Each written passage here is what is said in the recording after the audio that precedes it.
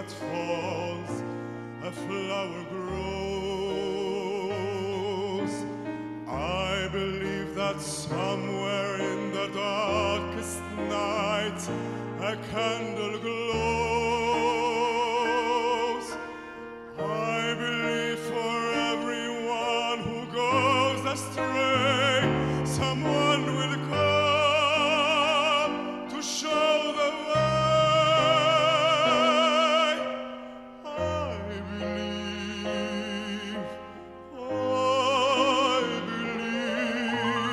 I believe above the storm the smallest prayer will still be heard.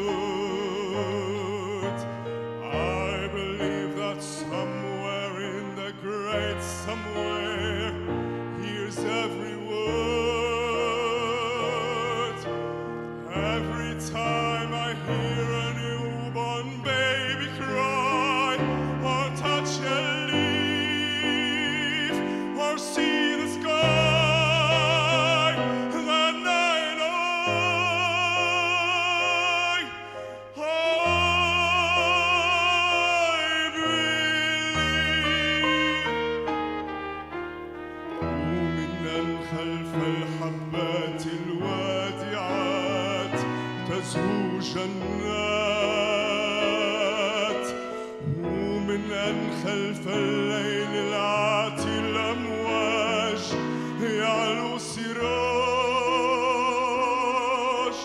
ومن أن القلب الملقى في الأحزان يلقى الحنان. كل إيمان إيمان إيمان، ومن أن خلف الرياح الهوجاء شفاه تتلو الصلاة، ومن أن في صمت الكون المقفل من يصغي لي. إني إذ عيناي للسماء تصفو الأضواء تعلو الألحان. كل إيمان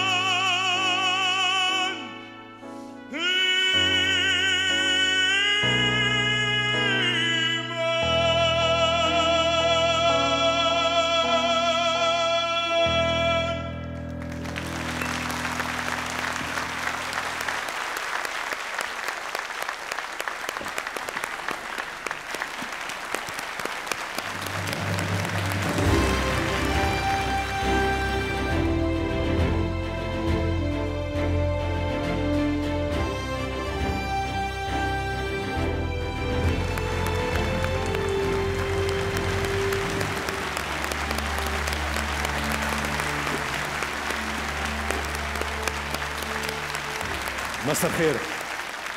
أجدد إيماني مع فرانكلين وفيروز أن خلف الليل العاتي يعلو سراج، سراج يحيي الأمل بالغد العربي المضيء.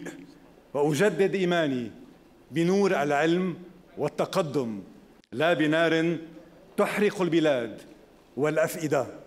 وأجدد يقيني أن الإرهاب الذي ضرب مدينة الرائعة بيروت وعاصمة النور باريس لن يزعزع إيماني قيد أنملة بأهمية المواجهة الحضارية لهذا التخلف المتستر بالدين والدين منه براء.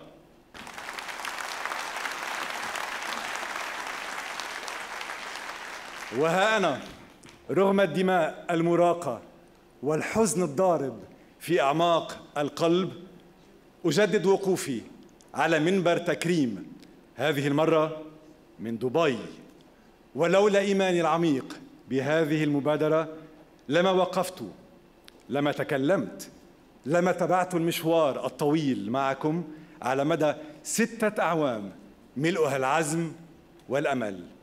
أرحب بكل من شرفنا إلى دبي، إلى مدينة ارتبط حاضرها وماضيها بالتحدي، بالازدهار، بالمغامرة بالانفتاح.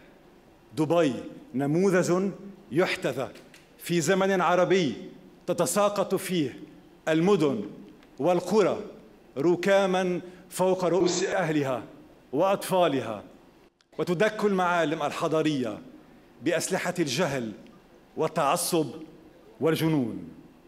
أيها الأصدقاء، لو كان لي وطن لقلت إن الوطن ليس هدفاً إلا لخدمة الإنسان. اخترت هذه العبارة من كتاب محمود درويش في وصف حالتنا، وأخشى ما أخشاه أن ينضم الشتات السوري والعراقي واليمني والليبي إلى الشتات الفلسطيني، ويأتي درويش آخر يصف حالتنا ويكتب: لو كان لي وطن.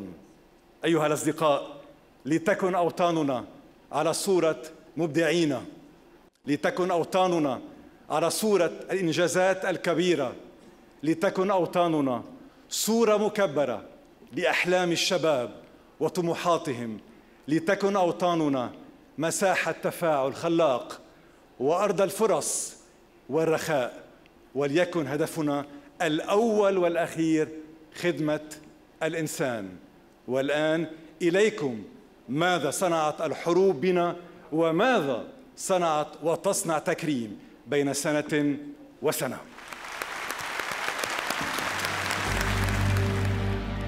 وكأن العالم انزوى في منطقتنا اليوم، فالشرق الأوسط أضحى قبلة أنظار الدول الكبرى، حتى وفدت إليه بمقاتلاتها وأسلحتها، بسياسييها ودبلوماسييها لمحاربة الإرهاب الذي ينخر في أوطانه وشعوبه.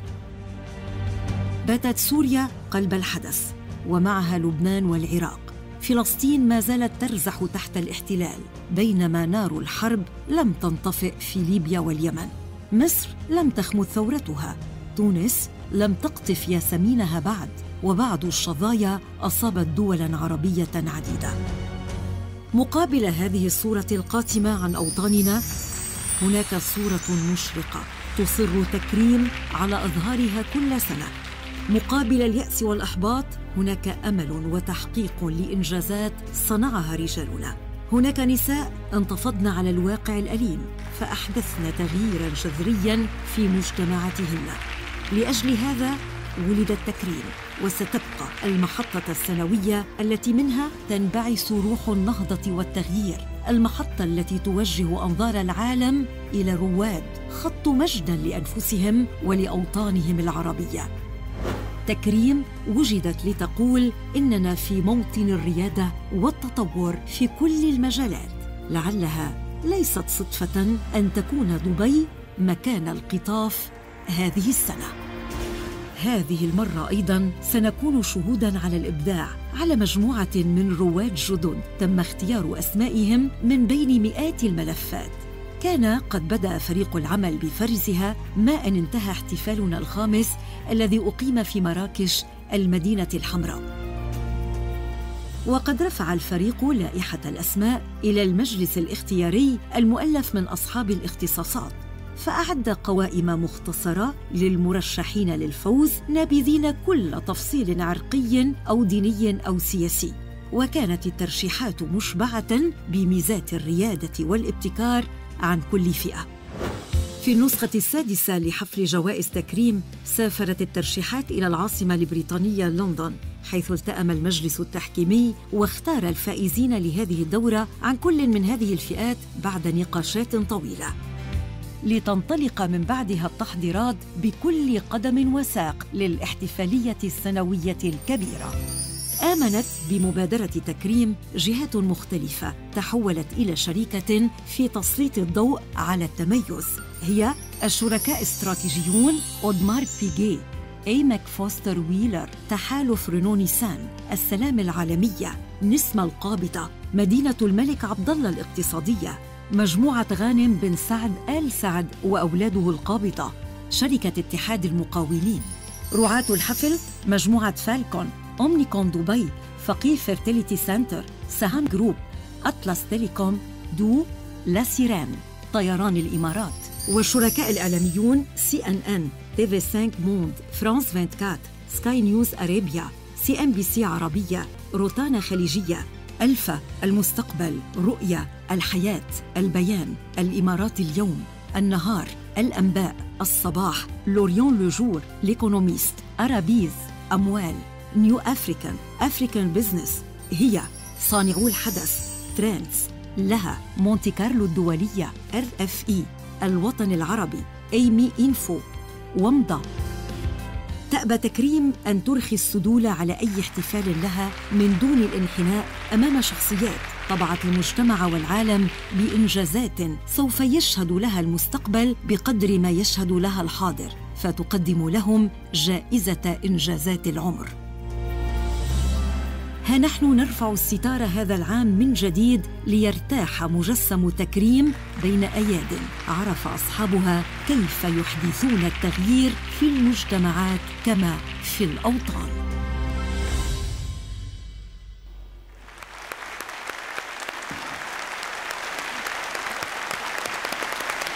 هي من أركان هذا البناء، هي عطر الكلام، هي رفيقة المشوار الطويل، سفيرة تكريم على مدى 6 أعوام، الإعلامية الصديقة والعزيزة ليلى الشيخلي.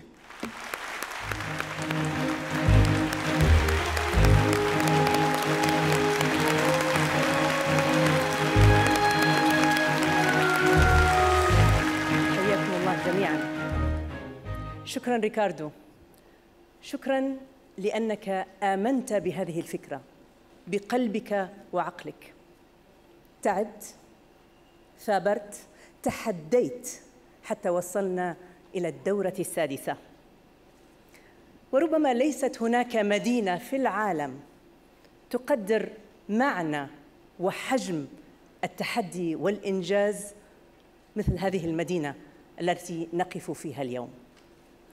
مدينة لا يعرف طموحها حدوداً، ففي زمن قياسي استطاعت أن تقف نداً لند مع أكبر مدن العالم وأكثرها تقدماً.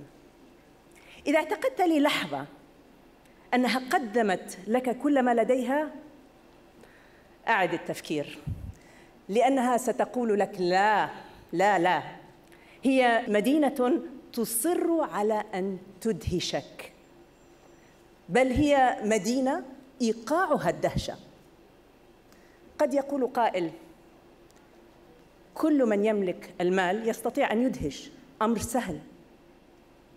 ولكن ما نراه هنا شيء مختلف، نتاج مثابرة، استمرارية، دهشة مدروسة وراءها فكر، تخطيط واستثمار هائل ومتوازن للوقت والجهد والمال.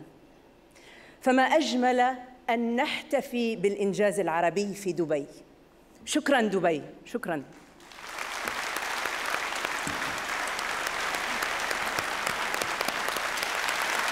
سبحان الله، تمر الأيام بسرعة. في مشوار تكريم من بيروت البداية مررنا بمدن مختلفة، وكل مدينة لها إيقاعها الخاص ومسارها الخاص أيضاً، وألقها الخاص.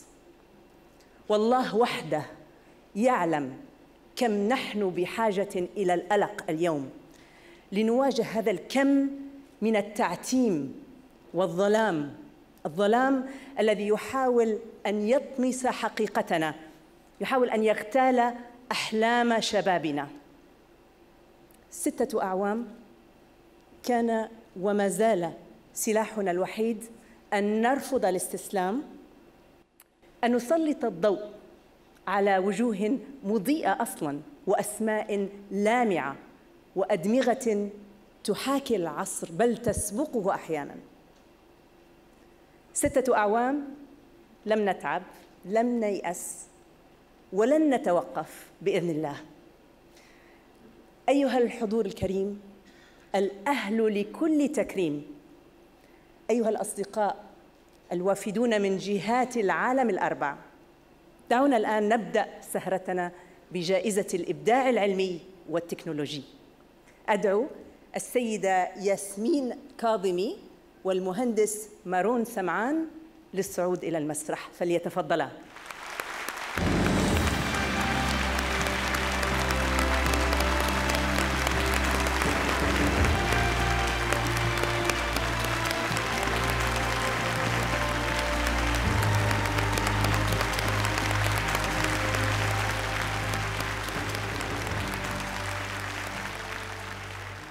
مساء الخير السادة الكرام.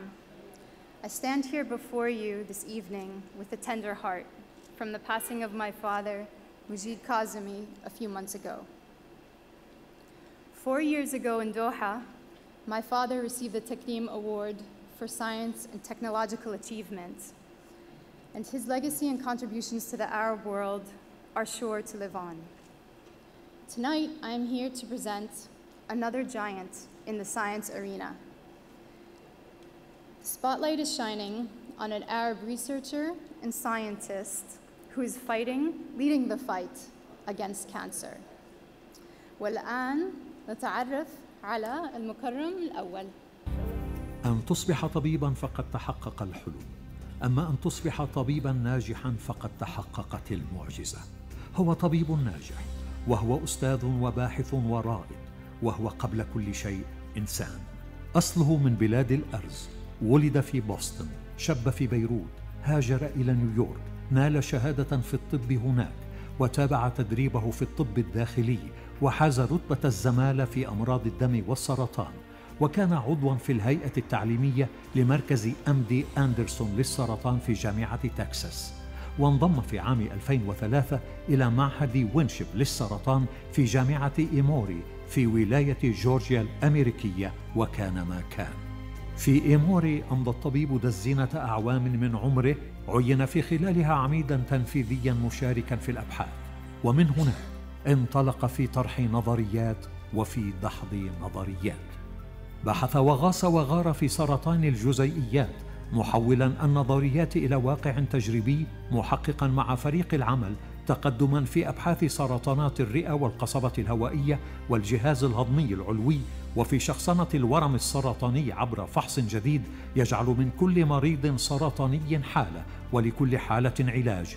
متواضع هو، ويمتلك رؤى وأبعاداً، وهو يتحدى ويثابر ويصمم ويقتحم ويتابع حتى الهدف. في اختصار، هو الطبيب الذي علم طلابه كيفية التحليق من دون شبكة أمان، واستكشاف مجالات لم تستكشف من قبل.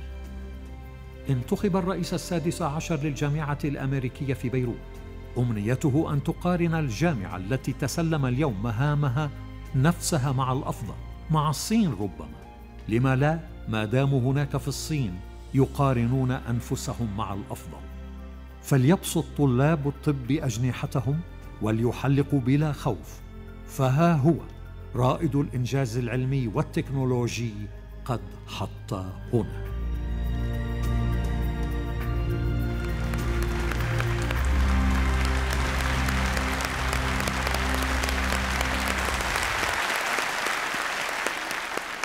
ويبقى أن نعلن عن أولى الجوائز. جائزة الإبداع العلمي والتكنولوجي لهذه السنة ينالها رئيس الجامعة الأمريكية في بيروت الدكتور فضل خوري.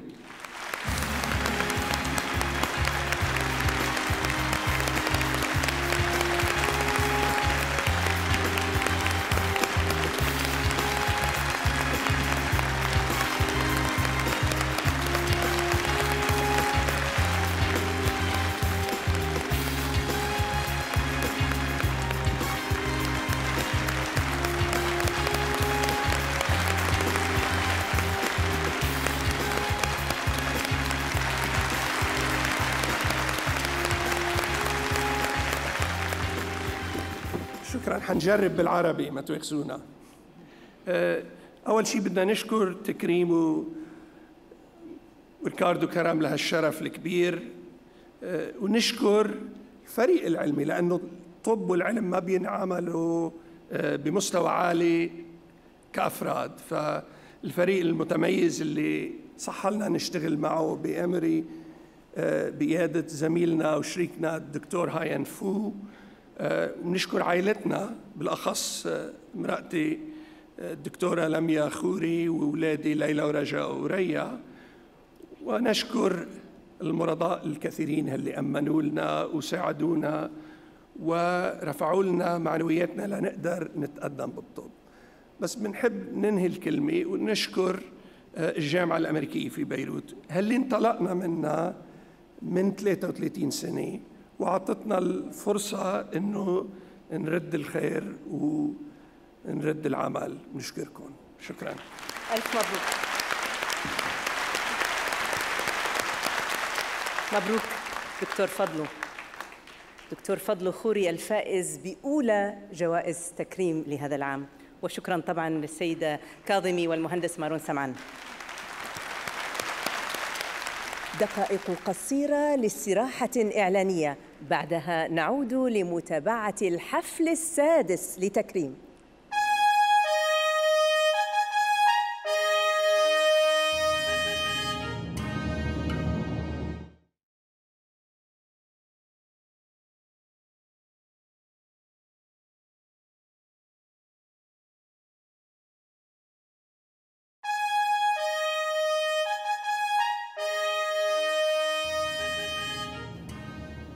عودة الآن لمتابعة وقائع حفل تكريم في دورته السادسة التي تستضيفها مدينة دبي، مدينة الألق والحيوية.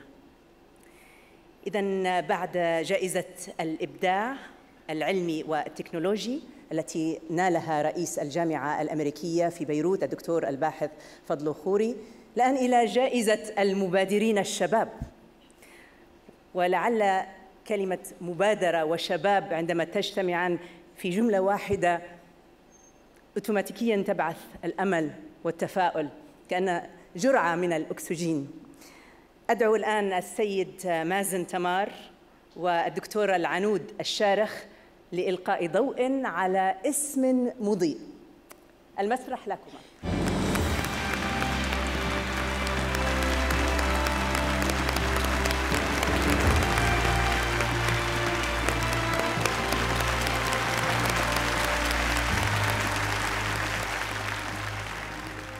السلام عليكم ومساكم الله بالخير جميعا. أنعم الله سبحانه وتعالى على أمتنا بخيرات كثيرة، فنحن حقا أمة ثرية، ولكن الثروة الحقيقية ليس بالمال ولا المعادن ولا بالعقارات، وإنما ثروتنا الحقيقية هي شبابنا وشاباتنا الشباب العربي، فهم مستقبلنا وهم أملنا. فالشباب العربي مبدع، الشباب العربي حالم، الشباب العربي مثقف، والشباب العربي مطلق للمبادرات والمشاريع.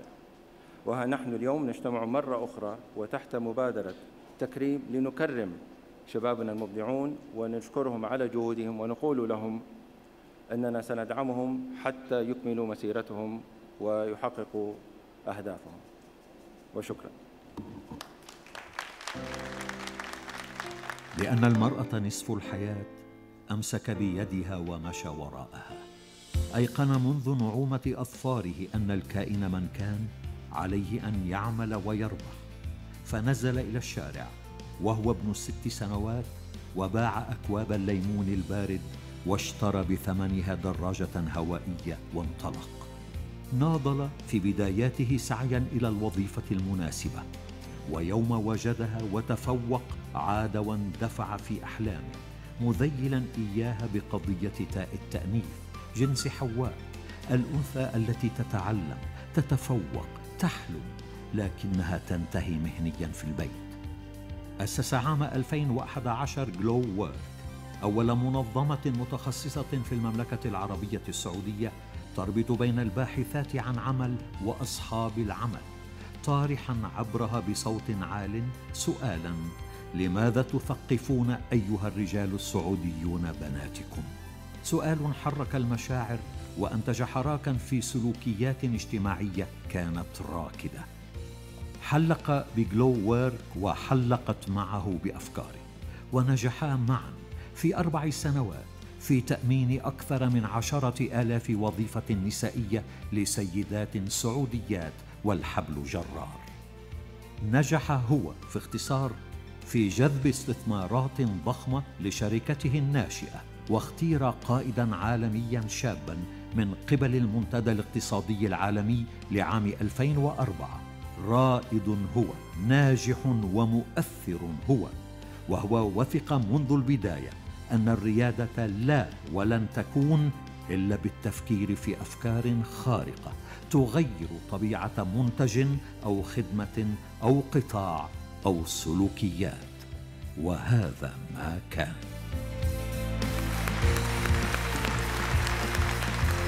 بالفعل إنه لامع متألق ناجح ومؤثر. جائزة المبادرين الشباب ينالها هذه السنة خالد الخضير. ألف مبروك.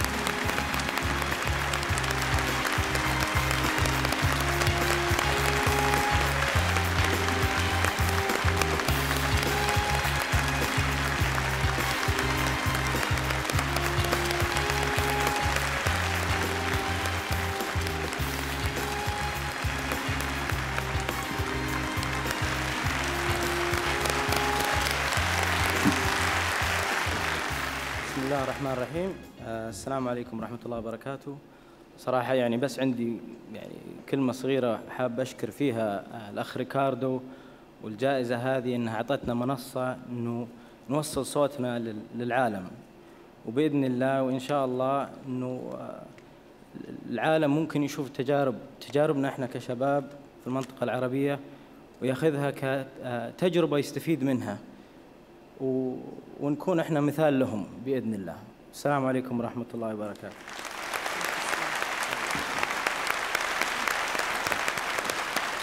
لعل النساء سيصفقن بحرارة أكبر لهذه الجائزة تحديداً. شكراً جزيلاً لك خالد الخضير، هنيئاً لك وهنيئاً للمملكة العربية السعودية بك.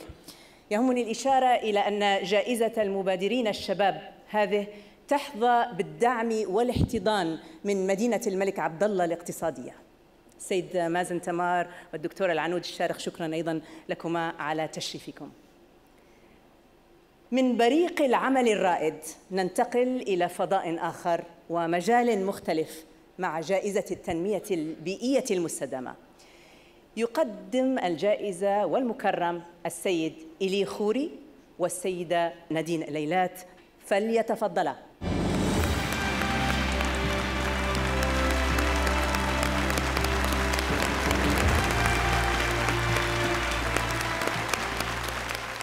أيها الأصدقاء، كلما تصفحت كتب التاريخ أقرأ عن مناضلين حرروا شعوبهم، واجهوا المستعمر، حاربوا دفاعاً عن قيم الحرية، رفعوا الصوت عالياً منادين بحقوق الإنسان الأساسية.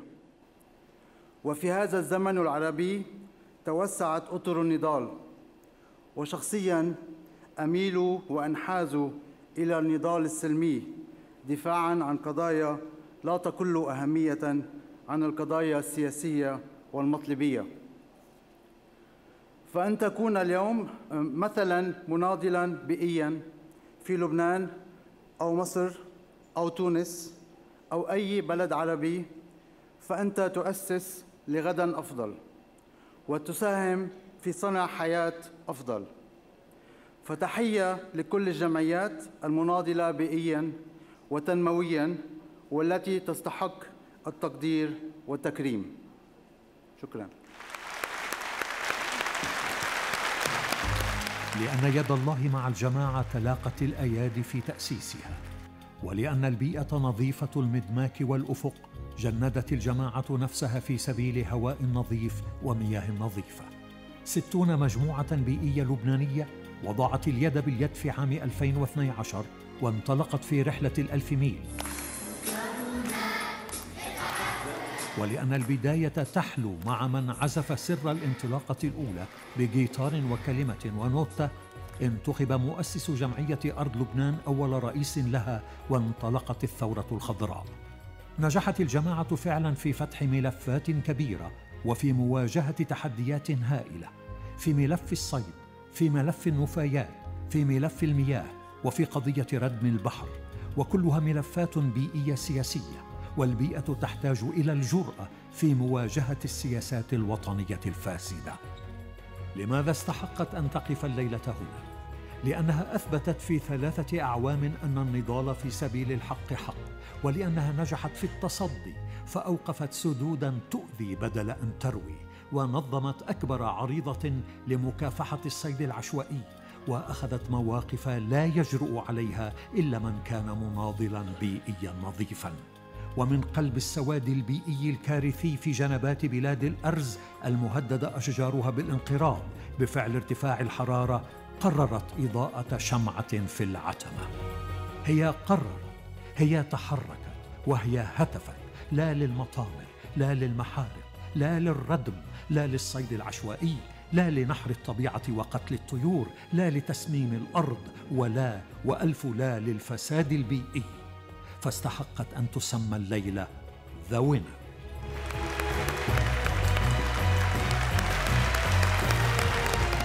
سيدة نادين الليلات، تفضلي. ويبقى أن نعلن أن جائزة التنمية البيئية المستدامة في هذه الدورة تمنح للحركة البيئية اللبنانية ممثلة برئيسها بول أبي راشد.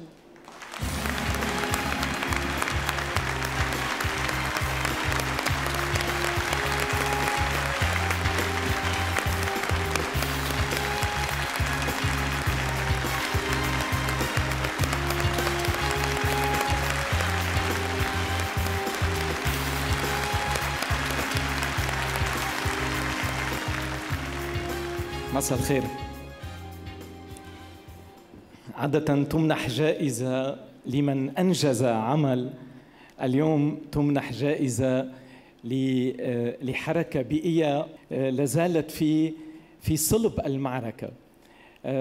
شكر كبير لتكريم، لأن هذا التروفي اللي بيشبه الفينيق سوف نعود به مدعومين من كل الحضور إلى لبنان لنقول بأن على السلطة السياسية أن تصغي إلى المجتمع المدني في كل الدول، وخاصة اليوم في لبنان حيث نعيش أزمة نفايات وأزمة مياه.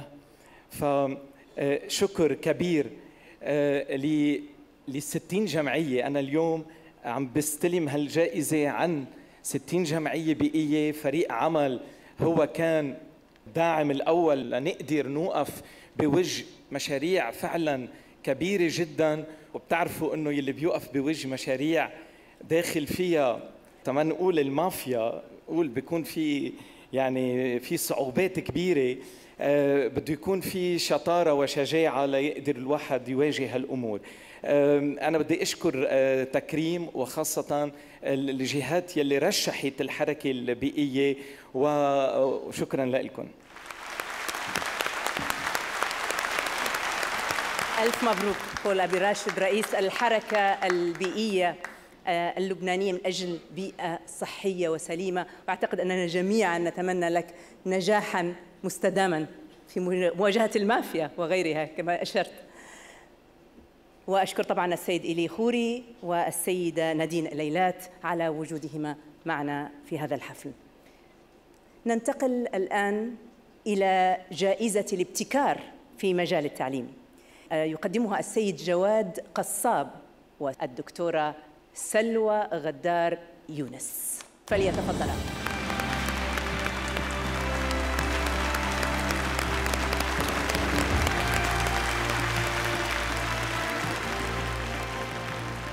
السادة الحضور، مساء الخير وأهلا وسهلا بكم.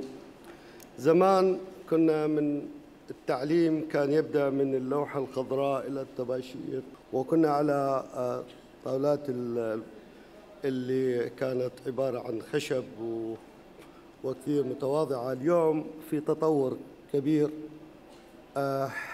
حتى ما نقدر اليوم بهالعمر نحاكي أولادنا وأحفادنا على اللي وصلوا له على الأكتيف بورد والآي تي المتقدمة.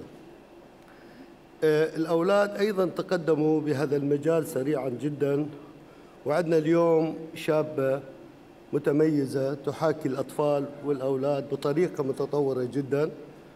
ونحب بهالليلة السعيدة هي إضاءة نضيفة إلى إضاءات تكريم، نقدم لكم الشابة المتميزة رواند بركات.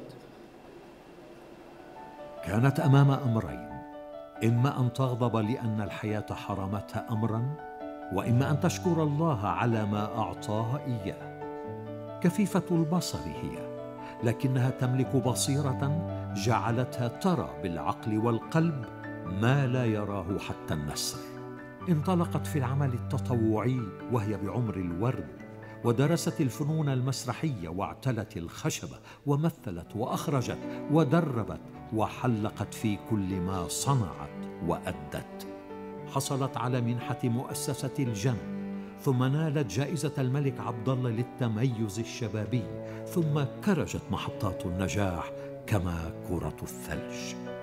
جائزة التميز الشبابي أتاحت لها الانطلاق بإنشاء مكتبة سمعية للأطفال لتنمية مهارة الاستماع والتواصل لديهم، فيستمتعون بالإصغاء إلى قصص تجعلهم يسرحون ببصيرتهم عوض بصرهم.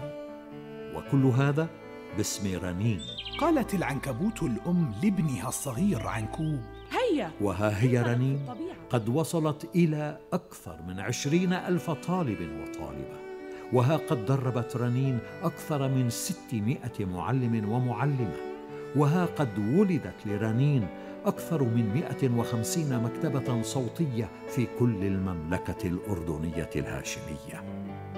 تجاوزت الصبية الرائعة مقولة إن من لا يرى النجوم لا يحلم، وأرست معادلة يفترض أن يسمع بها الجميع: كل شيء له عجائب حتى الظلام والصمت. فاستحقت أن تقف الليلة هنا.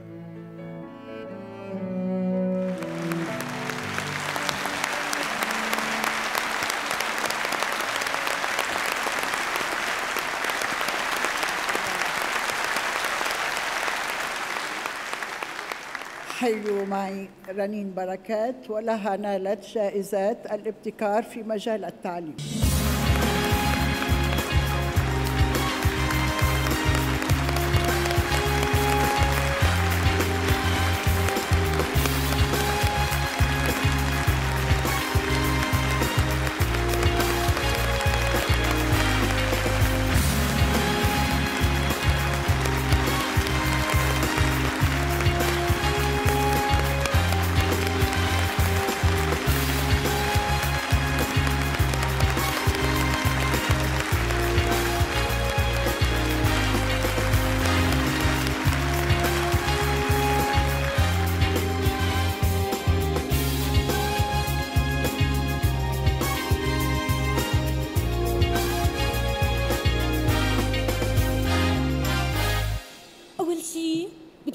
إلكم شكراً على كل هالحب والدعم والتشجيع والتصفيق الحار اللي فعلاً حسسني بأنه المنجز كبير. شكراً لتكريم، شكراً لكل من ساهم برحلة تكريم، شكراً للي فكر إنه يعمل تكريم. وتكريم واحدة من المؤسسات والمبادرات اللي بتآمن بأنه التغيير جاي، وأنا بحب بالنهاية أقولكم إنه التغيير جاي من عنا، من كل واحد فينا، وما في تغيير بيجي من السماء، أكيد التغيير من عنا إحنا. شكراً.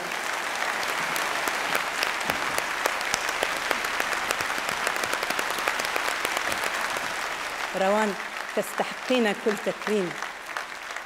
لدي شعور أنك بقلبك الآن ترين كم المحبة الكبير الذي يحيط بك هنا الليلة. شكراً للسيد جواد قصاب وللسفيرة الأممية دكتورة سلوى غدار يونس، شكراً لوجودكما معنا على مسرح تكريم. صفحة إعلانية، بعدها نعود لاستكمال توزيع جوائز تكريم لشخصيات ومؤسسات عربية لامعة.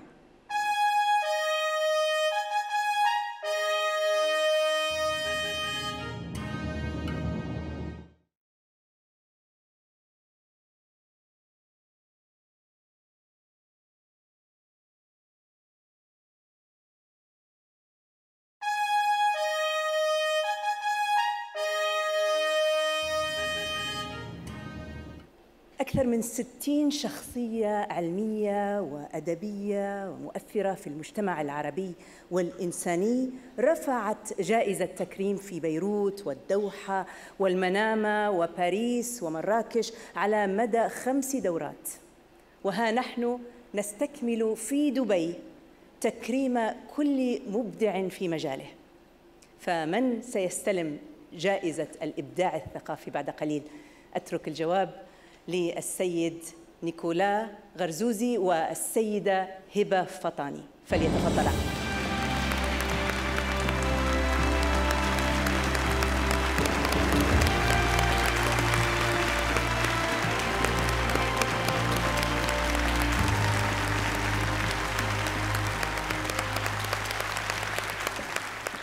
سيداتي سادتي، إذا كانت الموسيقى معياراً لرهافة النفس ورقي الشعوب، فنحن في أودمار بيغي نحاكي أولاً الرقي والرهافة والذوق الرفيع في كل مكان وزمان. ومن البديهي أن نشجع الموسيقى كلغة عالمية تخترق جدران القلوب وتقرب المسافات وتعرفنا إلى مبدعين. ولا يوازي افتخارنا افتخاراً سوى رؤية ساعاتنا تلمع في أيدي الموسيقيين العباقرة في أكبر مسارح العالم. وكم يسعدني اليوم أن أكون معكم لنحتفل بمؤسسة عربية تحتضن مواهب شابة في مجال الموسيقى. إنهم المستقبل الأجمل والأرقى، فتحية لهم. أنا الكمان وجدة الربابة ووطني فلسطين، والنغمة انتمائي والوتر بندقيتي، والموسيقى الملائكية لغتي. ومن هنا من لغة الملائكة انطلقت الحكاية. هي حكاية حلم ابن مخيم الأمعري في فلسطين المحتلة، الابن الذي وعى الوطن والاحتلال باكرا، فشد بزنده إلى الوراء وقذف بحجارة في اتجاه العدو، انتفض، والانتفاضة تبلورت حلما، والحلم حياة. ولأن مدى الحجارة محدد، أمسك بكمان وطار إلى فرنسا، إلى مدينة أونجيل الفرنسية، ودرس الموسيقى، وأسس جمعية باسم الكمان وباسم أحلام أطفال فلسطين.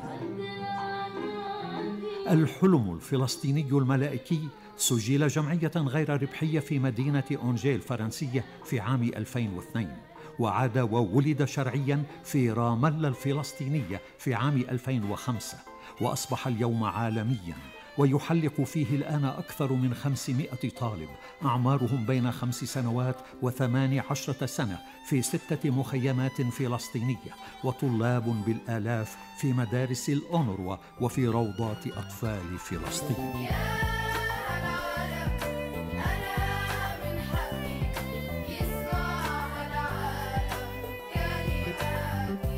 وها قد بدأ يتسرب إلى أطفال فلسطين بعض الفرح بعدما نجح عاشق الكمان بتأسيس كوادر موسيقية ناشئة ترفع اسم فلسطين ونضال فلسطين في كل العالم. من هنا، من فلسطين الأبية الجميلة، انطلقت لغة كونية، لغة الكمان والعود والناي، فاسمعوها.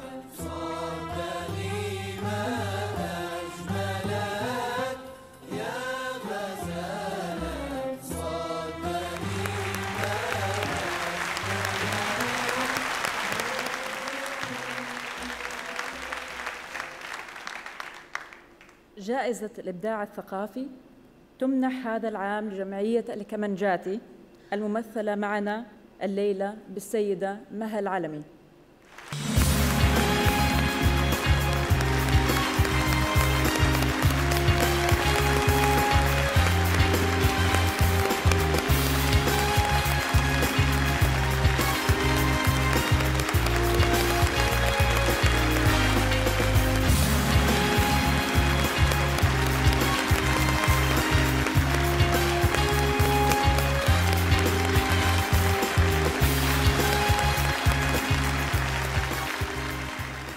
نيابة عن الكمنجاتي ومؤسسها رمزي أبو رضوان، شكراً من القلب لتكريم. السبب الذي منع رمزي عن الحضور اليوم هو يعزف الآن في بلجيكا، وهكذا يعرف عن فلسطين والاحتلال. وشكراً مرة أخرى لتكريم تقدير على عملنا.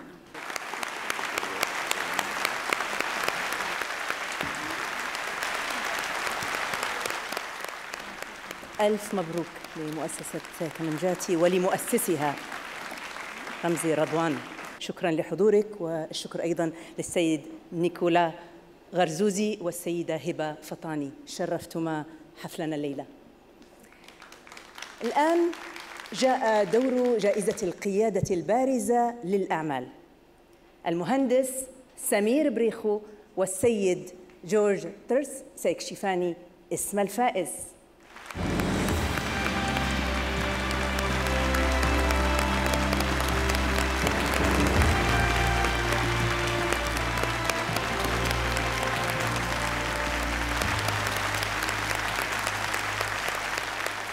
القيادة أو leadership هي سمة ملازمة وضرورية لكل مدير ورجل أعمال طامح.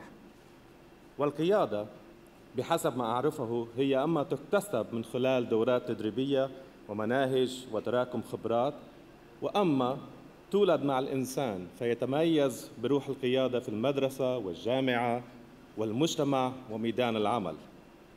والقائد هو يؤثر في مسار مجتمعه ولو لم يتمتع بالصفة الرسمية والشرعية. الإعلامي اللامع هو قائد، الأستاذ اللامع قائد، المدير الناجح قائد، القادر أن يمهر تقدم شركته بطابعة وديناميكية وفلسفته هو حتماً قائد. والفرق بين القائد ومن يتبعه الإبداع، فلنتعرف إلى القائد المبدع في مجال الأعمال. يقول المدير اذهب، أما القائد فيقول هيا بنا. هو مضى كما القائد ممسكا بالأكف، فاستحق في إدارته الريادة في القيادة. اختار أن يكون استثنائيا، فدرس الهندسة الميكانيكية وانضم في السنة نفسها سنة نيل الإجازة إلى جنرال إلكتريك، وكانت البداية. تحمل وقاد أكثر من 30 مكتباً و35 مرفقاً، ووظف أكثر من 5000 إنسان، وبرز اسمه في نجاحات نوعية. مستقبل الشباب في هذا العالم العربي هاجس، وطموحه التأسيس لاقتصاد معرفة يعتمد على التنوع والتحدي والابتكار والريادة، لا على القطاعات التقليدية الجامدة.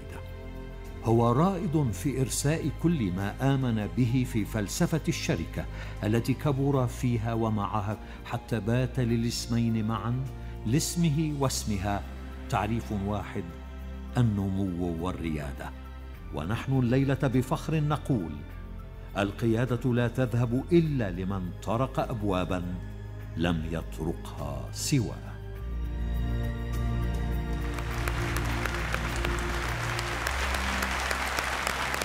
ما أقرب الأمس لليوم، ما أقرب باريس من دبي.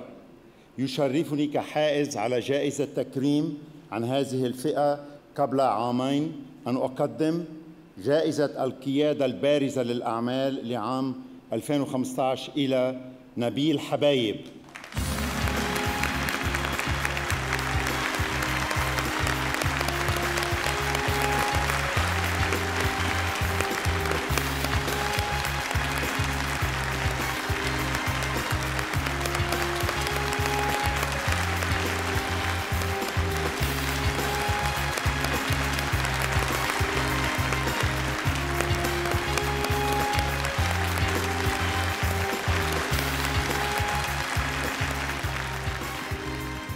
بتشكر التكريم على الجائزة. هيدي الجائزة الحقيقة بستلمها بالنيابة عن كتير ناس، أولهم زوجتي وولادي وأخوتي اللي هن العمود الفقري لإلي، وبعدين بالأكيد لكل الموظفين اللي اشتغلت معهم ب 33 سنة بجي إي، وآخر 10 سنين خاصة اللي هن هون هلأ معنا. هذا الفريق يلي بشغافته وبالتزامه وبمحبته للمنطقة قدر يحقق اللي قدرنا نحققه احنا هون اليوم سوا. شكرا. ألف مبروك، ألف مبروك سيد نبيل حبايب. شكرا جزيلا للسيد بريخو والسيد ترس. أيها الحضور الكريم، أن تكون الأعمال التجارية والصناعية في خدمة الإنسان ورخائه هذا أمر جميل. أن تكون الخدمات الإنسانية هي الغاية والمرتجى فكل ما يقال قليل. أدعو الآن الدكتورة سعاد الجفالي والسيد عيسى أبو عيسى للإعلان عن اسم الفائز بجائزة الخدمات الإنسانية والمدنية لهذا العام.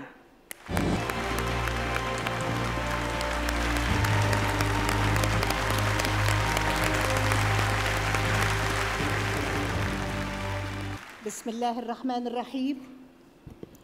أصحاب السمو والمعالي، سيداتي سادتي والحضور الكرام، السلام عليكم ورحمة الله وبركاته.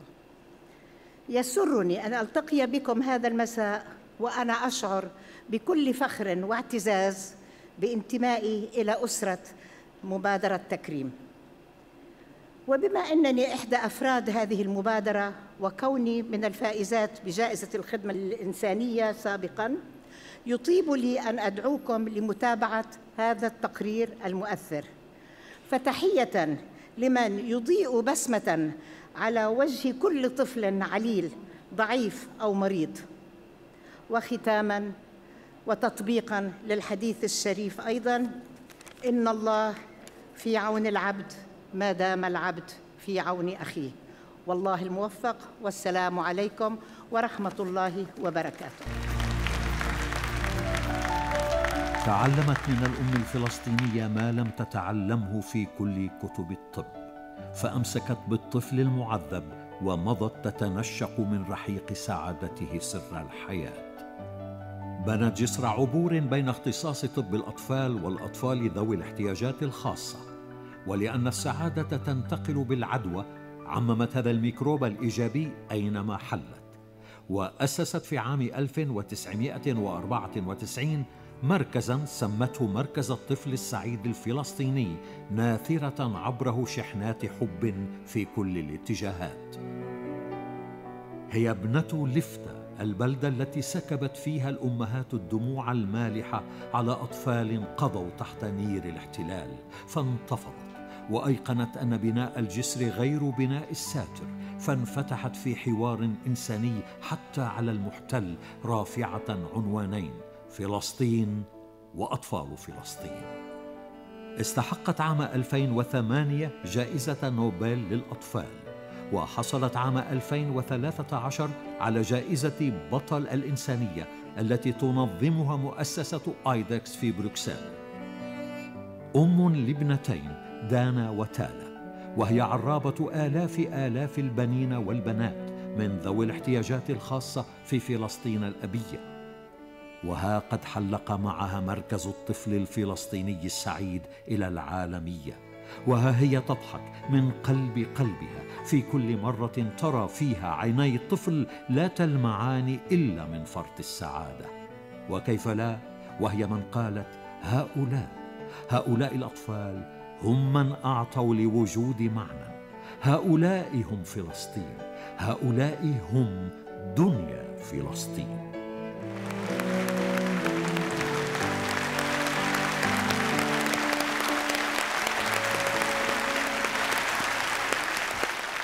ما في شك أنه كلام جميل، ويسعدني أن أقدم جائزة الخدمات الإنسانية والمدنية تمنحها مؤسسة التكريم هذا العام للأخت العزيزة الدكتورة جمانة عودة.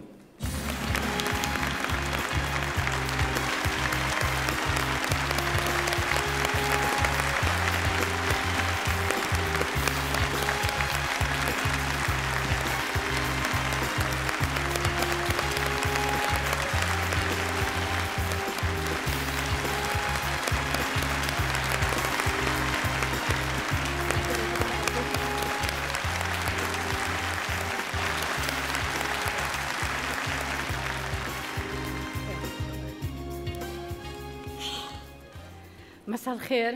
شكراً ريكاردو، شكراً للأصدقاء رنا وعيسى أبو عيسى اللي رشحوني لهذا التكريم.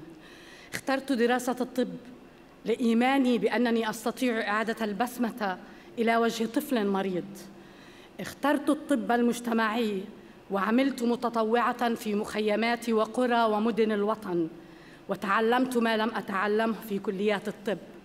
فالحياة في وطن محتل جريح أنهكه الظلم والحرمان، علمني أنه إذا لم أعمل مع المجتمع تغيب نصف الحقيقة. لم تغريني فكرة مكتب أو عيادة. رأيت في المفهوم شيئاً لا يشبهني.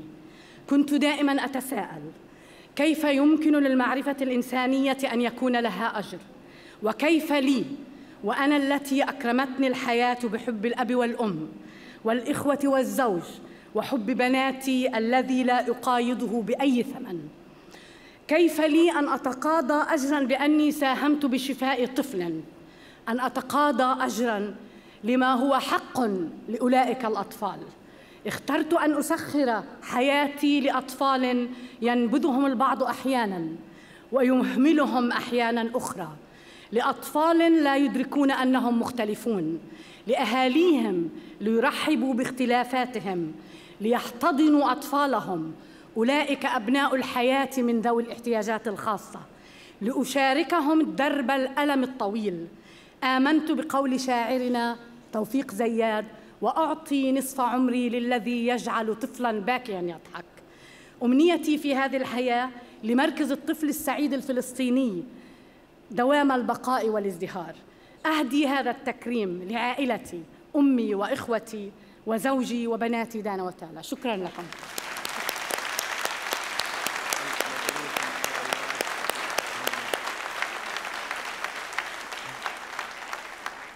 ألف مبروك دكتورة جمانة، نغبطك على هذا الكم من الفرحة التي تدخلينه على قلوب الأطفال، نغبطك عليها، ولعل جائزتك الأكبر هي الفرحة التي ترينها في عيونهم. شكراً لك، وشكراً جزيلاً للسيدة سعاد جفالي والسيد عيسى أبو عيسى. الآن وصلنا إلى جائزة التميز، أو بالأحرى إلى تقدير خاص يمنح من قبل مؤسسة تكريم لشخصية يقدمها الدكتور زكي نسيبة والشيخة بولا الصباح، فليتفضلا.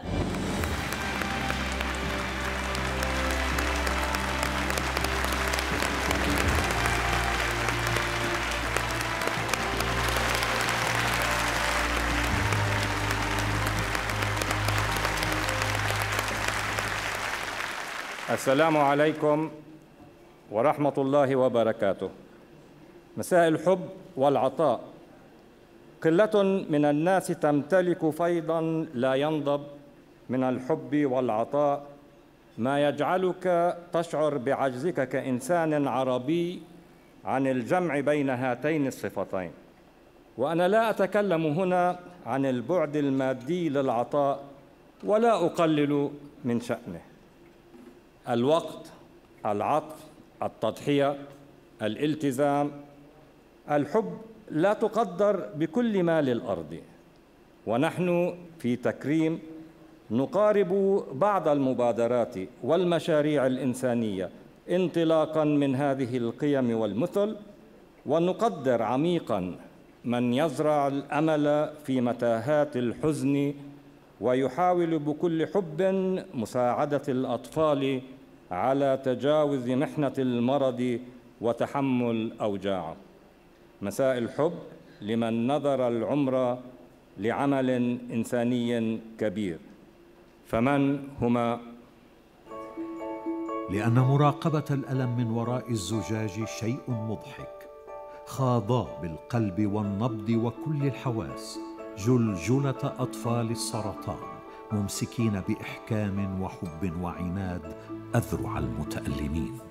أصلها اسكتلندي وأصله كويتي، وفلسفة البيت الذي أنشأه بحب وصبر وشغف ارتكزت على مواجهة أمراض الأطفال المستعصية بلا تمييز في اللون والجنس والدين والانتماء. هو بيت باسم بيت عبد الله، تيمنا بالطفل عبد الله الذي مات قبل أن يكون للأطفال المتألمين بيت يخفف ألم مرض عضال. فكان القرار تشييد بيت عبد الله على شاطئ خليج الكويت الشمالي. افتتح بيت عبد الله رسميا في عام 2012 بدعم من أصحاب الأكف البيضاء بعد نحو 20 عاما من الصبر على انبثاق الفكرة. وكانت الحكاية حكاية بيت وزوجين وملائكة الأرض قد انطلقت بزخم إلى اللا حدود. أليست الأعمال أعلى صوتا من الكلام؟ فكيف إذا كانت مجبولة بكل الحب؟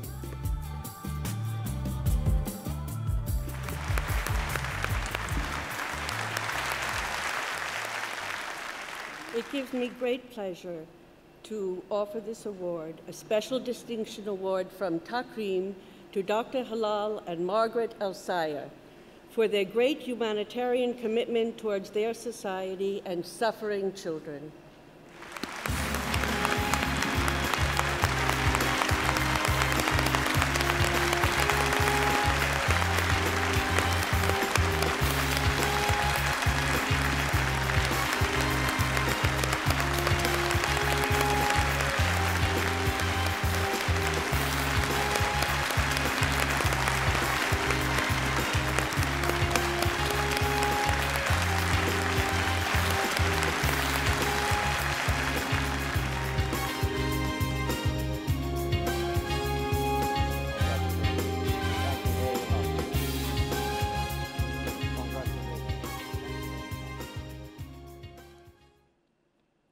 Your Excellencies, our dear host, Ricardo, distinguished guests, ladies and gentlemen.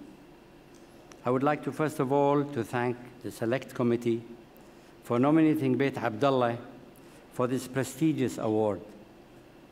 Beit Abdallah is a very special facility named after a little boy and his family whose bravery and aliveness in the face of his illness inspired Margaret and myself to help other children with similar conditions by building a children's hospice to provide care we were able to give Abdallah. We hope that this award will raise awareness throughout the Arab world and beyond of the importance of providing this special care, this palliative care, tailored to children's needs, to all our children with life-limiting and life-threatening conditions. So this award is for all those children and for all the many contributors who made Beit Abdallah a reality. Now, Margaret has asked me not to say anything about herself, but I can't, because she was the dynamic force behind Beit Abdallah. It was difficult, and I think this is what you have achieved. The road to Beit Abdallah was not straight. It was curved, and it is called the future. It had loops called confusion. We went through hurdles called friends and red lights called enemies.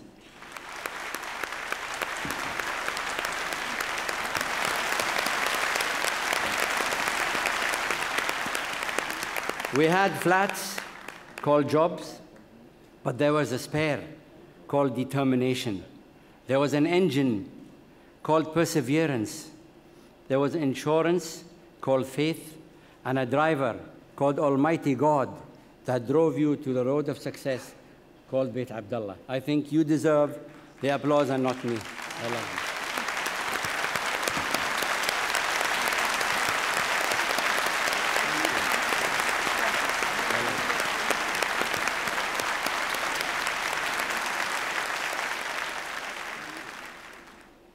تحية للدكتور هلال والسيدة مارغريت الساير، ونتمنى أن يبقى بيت عبدالله عامراً بكل هذا الحب الذي سمعناه الليلة على لسانك دكتور، ونتمنى أن يبقى مفتوحاً أبداً وأن يستفيد منه أطفال ليس فقط في الكويت وإنما بكل أرجاء العالم العربي. شكراً جزيلاً للدكتور زكي نسيبة والشيخة بولا الصباح على وجودكم معنا على مسرح تكريم. حفل جوائز تكريم نتابعه بعد صفحة إعلانية. تفضلوا بالبقاء معنا.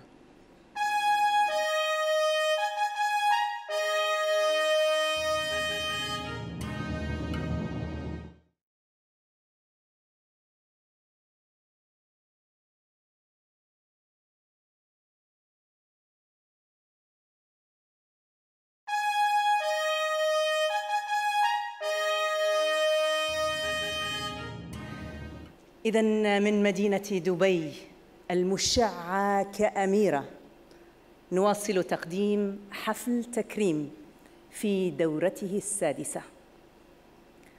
ربما كلمة على الهامش، كلمة سادسة تكررت كثيراً. الرقم 6 في علم الميثولوجيا هو رقم نسائي، رقم يرمز إلى النعومة، إلى التوازن، إلى المحبة. وما أحوجنا اليوم إلى هذه المشاعر في هذا الزمن القاسي والمجنون، وسط كل هذا الجنون نحتاج إلى ما يعيد إلينا توازننا النفسي.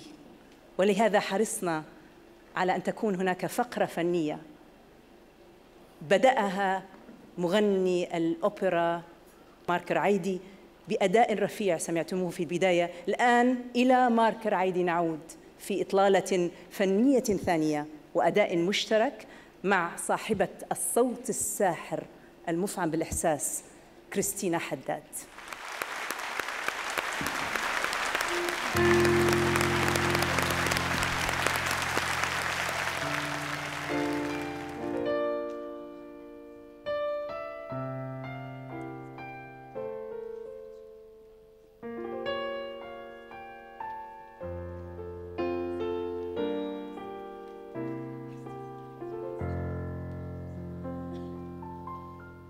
من زمان أنا وصغيري كان في صبي يجي من الحراش العب أنا وياه، وكان اسمه شادي.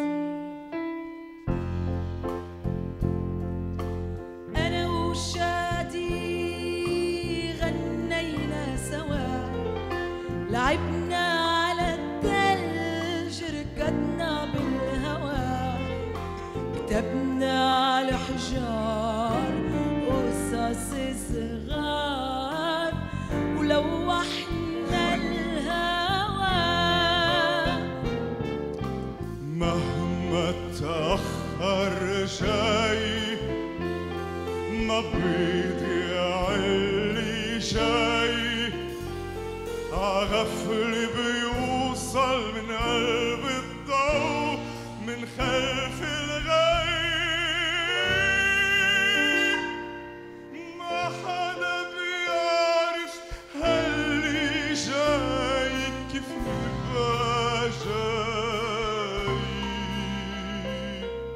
إيماني ساطع يا بحر الليل، إيماني الشمس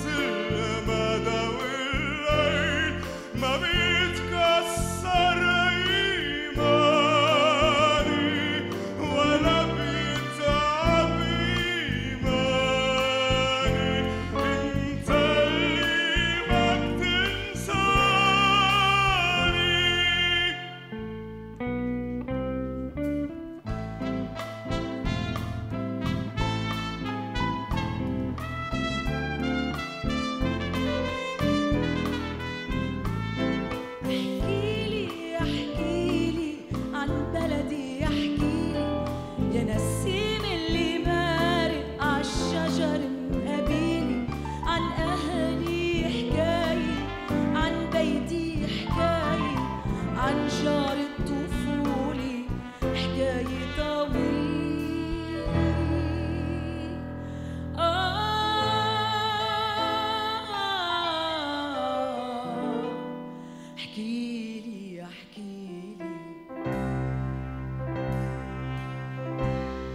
سنرجع يوما إلى حينا ونغرق في دافئات المنى. سنرجع مهما يمر الزمان وتنى المسافة ما بيننا.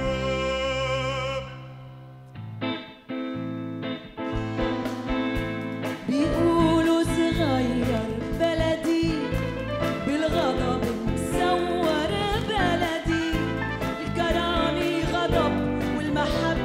الغضب والغضب الأحلى بلدي. بيقولوا قلال ونكون قلال، بلدنا خير وجمال. يقولوا شو همي يقولوا، شوية صخر وتلال. يا صخرة الفجر وقصر الندي، يا بلدي يا طفل متوج عالمعركة غدي. يا بلدي يا صغير وبالحق كبير وما بيعتدي. يا بلدي إذا المحبة أومت إليكم فاتبعوها، إذا ضمتكم بجناحيها فاطيعوها. إذا المحبة خاطبتكم فصدقوها. المحبة تضمكم إلى قلبها كأغمار حنطة. المحبة على بيادرها تدرسكم لتظهر عريكم. المحبة تطحنكم فتجعلكم كالثلج أنقياء. المحبة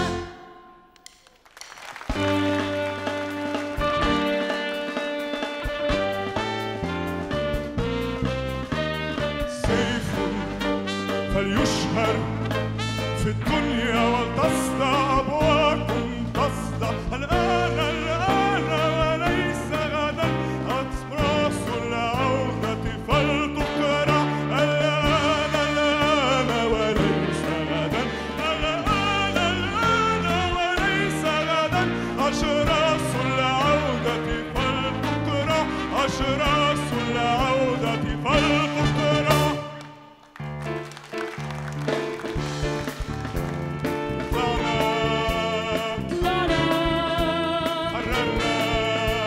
حررنا طلعنا على الضوء، طلعنا على الريح، طلعنا على الشمس، طلعنا على الحرية. يا حرية يا زهرة ناري، يا طفل وحشي يا حرية.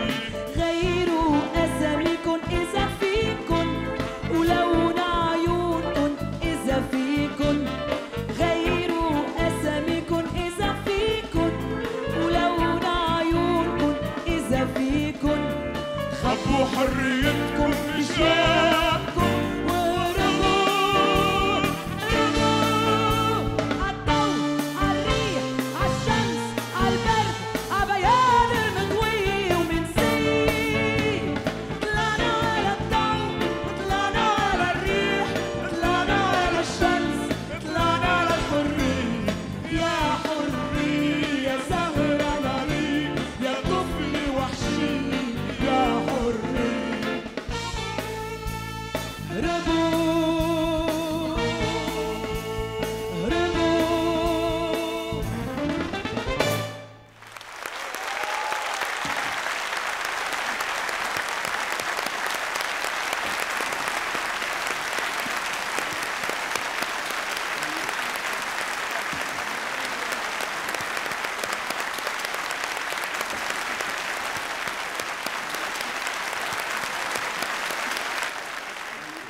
يا حرية يا زهرة نارية يا طفلة وحشية يا حرية. كلمات قوية تخترق الوجدان، لعل بعضنا سيدندنها الليلة بعد الحفل. شكراً لكريستينا حداد، لمارك رعيدي والفرقة الموسيقية، شكراً جزيلاً. وصلنا الآن إلى جائزة المرأة العربية الرائدة.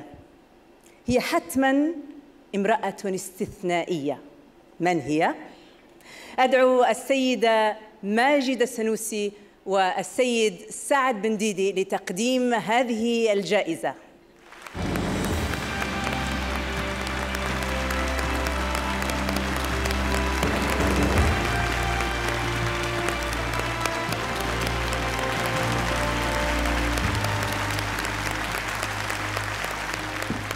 السلام عليكم ومساء الخير. أشكر تكريم وأسرة تكريم. عام 2012 وقفت لجائزة المرأة العربية وأهديت الجائزة للمرأة السورية والمرأة في الوطن العربي.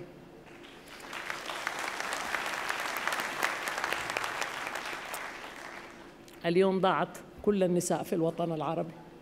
اليوم نبكي النازحة، اللاجعة، تزويج الصغيرات، الخائفات، اليتامى. احنا في موقع أنا برجع بقول الحاجة الوحيدة اللي بتبقينا نشعر بالشعوب ونشعر بآلام النساء في الوطن العربي إننا ما نضيع إنسانيتنا. هي اللي بتخلينا إننا تدينا النور، تدينا الأمل إننا ممكن نعمل حاجة لمساعدة النساء. بيستمر المشوار، مشواري ومشوار غيري من كثير من النساء والسيدات الفاضلات في إنهم فعلا يدفعوا للنساء في هذه الأوضاع، لكن نظل ونقول ونؤمن ربما إنه المواقف أو الأوضاع الصعبة جدا هي اللي بتخلق الإنسان الجديد. فأتمنى إنها تعيد تأهيل وبناء شعوبنا في وضع أفضل، خصوصا وضع المرأة العربية بشكل عام. وأتمنى إننا نقدم أيضا جائزة المرأة العربية في هذه الأمسية الطيبة. شكرا جزيلا. لأن الدموع هي أنبل لغة يمكن لأعيننا أن تتحدث بها، أسمعت الدنيا بلمعان عينيها وبكلمات من قلب القلب كل الحكاية. نساؤنا تسبى كجرايا جاريات وتباع في سوق الرق باسم الإنسانية. انقذونا. قالت ابنة الموصل كلمتها، فسمع السامعون لأول مرة صوتا أنثويا برلمانيا يصدح باسم قوم وجنس وحق وإنسان. كبرت تحت جناح والدين يزيديين، أنجبا 9 أولاد بينهم 6 أطباء، وكانت لها باختيارها حصة علم الأحياء المجهري والبيولوجيا. دخلت البرلمان العراقي على متن صوت الأقليات، واستقلت في دربها قارب الحزب الديمقراطي الكردستاني، ورفعت أينما حلت صوت اليزيديين في هذا العالم. ويوم عبثت داعش بحياة أبناء وبنات ملتها انتفضت ورفضت، وصدح صوتها في كل أقبية العدل في كل الكون. استحقت جوائز كثيرة من جمعيات مدنية شتى، وسمتها CNN امرأة عام 2014، ونالت في السنة نفسها جائزة أنا بوليتكوفاسكا لشجاعتها في عزمها على حماية النساء اليزيديات من بطش خنجر التنظيمات الإرهابية المسنون بكل ظلم الأرض. كتبت لها في 12 من آب عام 2014 الحياة من جديد، يوم هوت من روحية الإغاثة التي كانت تستقلها لإيصال مساعدات لليزيديين في سنجار في محافظة الموصل. وقبل أن تعود وتقف على قدميها اتكأت على عصا، وأكملت ماراثون العمر في مد اليد إلى كل من يحتاج إلى يد وقلب، فقيل عنها هذه هي القديسة اليزيدية.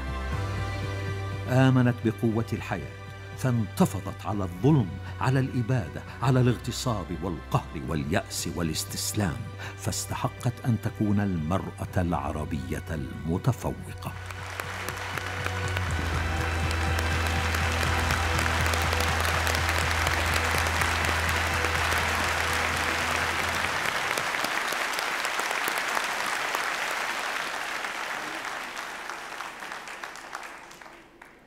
جائزة المرأة العربية الرائدة تمنح هذا العام لعضو مجلس النواب العراقي فيان دخيل.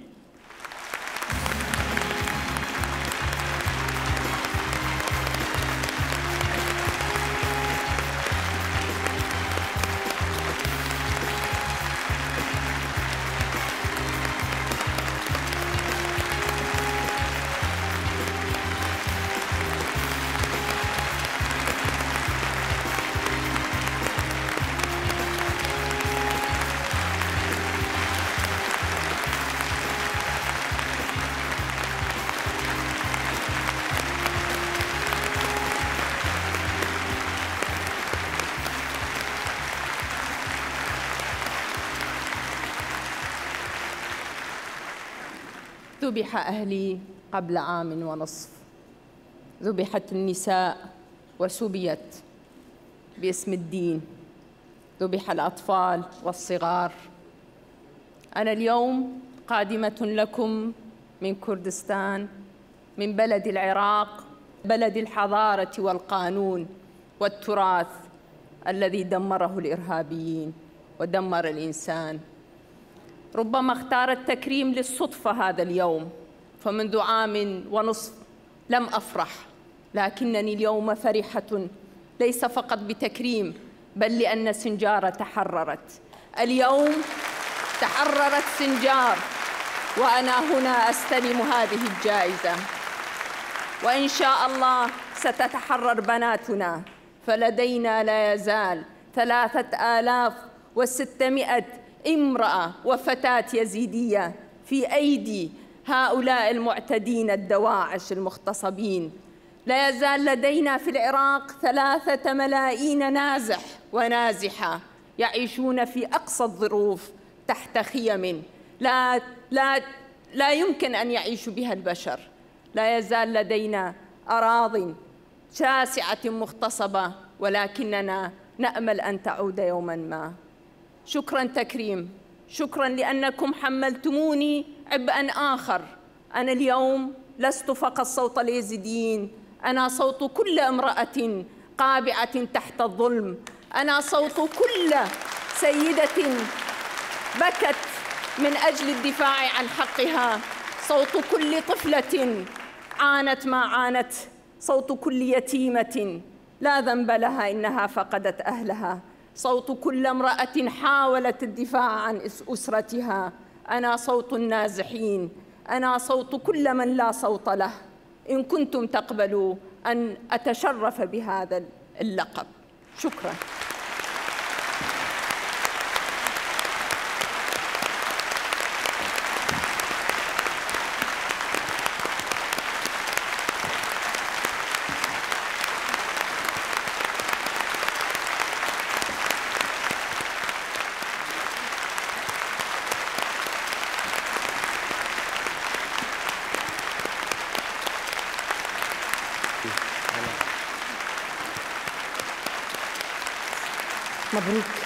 مبروك ريان دخيل. أصابتني قشعريرة عندما سمعتك للمرة الأولى في البرلمان العراقي تصرخين، والغريب أن القشعريرة نفسها أصابتني الليلة وأنا أسمعك تتحدثين. شكراً. ننحني أمام نضالك وشجاعتك فعلاً، وبك نكبر. واقعنا العربي الصعب والمأزوم على غير صعيد واقع الاجتماعي تحصنه وتقويه المبادرات الدولية النوعية والهادفة. الآن إلى جائزة المساهمة الدولية في المجتمع العربي، السيدة غيدة الصادق والسيد يحيى رواش، فليتفضلا.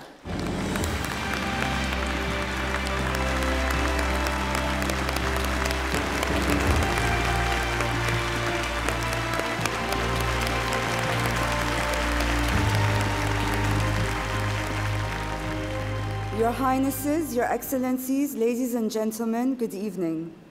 I had first listened to a song by Fayrouz in her play Petra, بحرب الكبار شو ذنب الطفولة, in my youth. And I now understand that her words had embodied and symbolized all that has been paining me in a time of the big wars today that have been translated onto our children and the sounds that resonate their innocent laughter. The same question that echoes in Lebanon, in Syria, in Palestine, in Libya, in Yemen, and in Iraq, and in every atrocious war, the big wars. And I ask, why does the fault fall on our innocent children, victims who are displaced and hungry? However, in the midst of this gloomy picture lies a light and glimpse of hope and love from an organization that deserves our respect and appreciation. نطاقها العالم، رصيدها الإنسان، عمرها 100 عام، وعيناها على الأطفال المهمشين المهملين في كل جنبات الأرض. عمري 6 سنين، حياتي ما رحت على المدرسة. أنا ما بدي أشتغل، أنا بدي أروح على المدرسة. ولدت في بلاد الضباب في لندن في بدايات القرن العشرين بعد حرب عالمية أولى وأفواه جائعة وعيون غائرة وشفاه يابسة. ولدت بحب كبير وبإرادة صلبة وبلسان الأمر أنقذوا الأطفال، فهب كثيرون في كل الاتجاهات في سبيل تأمين الغذاء والتعليم والدواء والملجأ والحماية وبعض السعادة. من لندن إلى الولايات المتحدة الأمريكية، إلى فيتنام ورواندا وبوليفيا والهند وسوريا والعراق ولبنان. من العالم المصنف متقدما إلى العالم المصنف ثالثا انتقل أصحاب الأكف البيضاء هاتفين: أنقذوهم. 100 عام و215 مليون طفل عامل ومئات ألوف الأطفال في عالمنا العربي ما زالوا يموتون تحت عمر 5 أعوام بسبب الحصبة والإسهال والملاريا وسوء التغذية.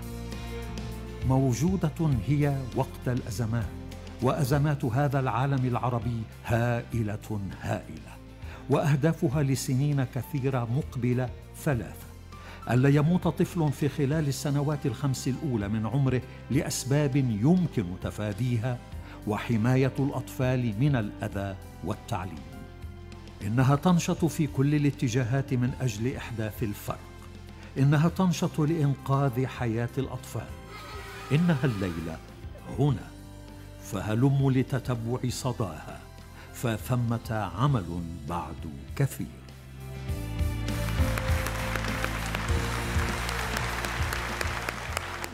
The International Contribution to Arab Society Award goes to Save the Children, represented by Mrs. Mavis Owusu Gyamfi, Director of the Programme Policy and Quality.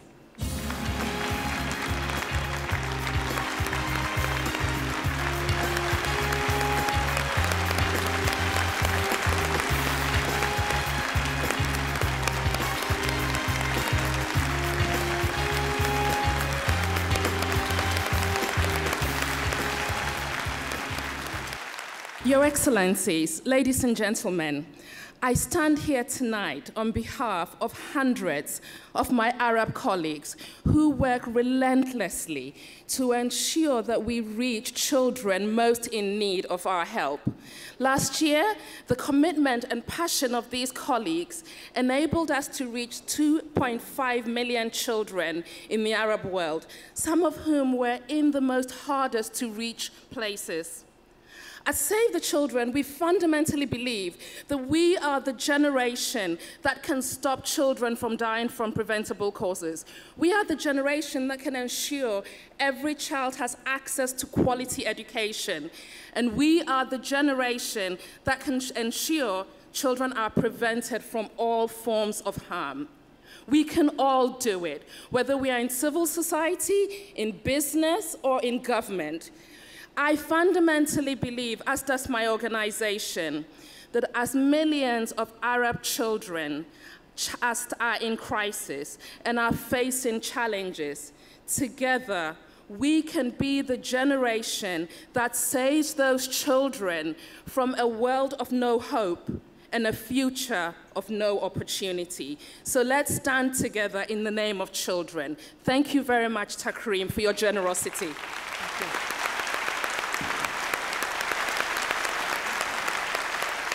مبروك لمنظمة إنقاذ الطفولة هذه الجائزة، وأهلا بك سيدة ميفيس أوسوس جيامفي في دبي حاضنة حفل تكريم هذا العام. وطبعا أشكر ضيفي السيدة غيدة الصادق والسيد يحيى رواش. صفحة إعلانية أخيرة ونكون بعدها مع جوائز إنجازات العمر لهذا العام.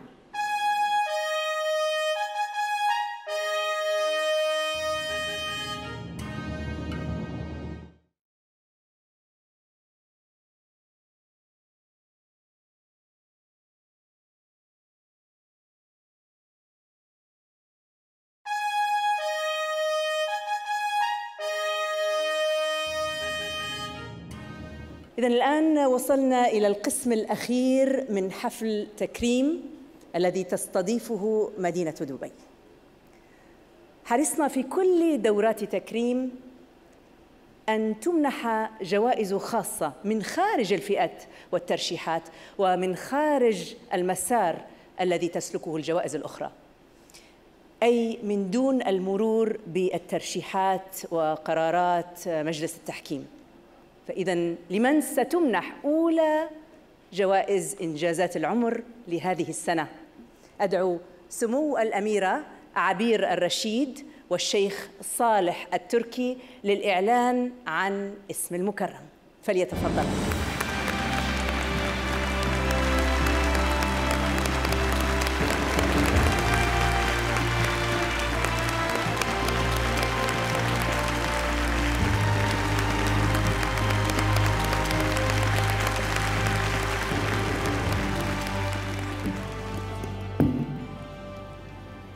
بسم الله الرحمن الرحيم.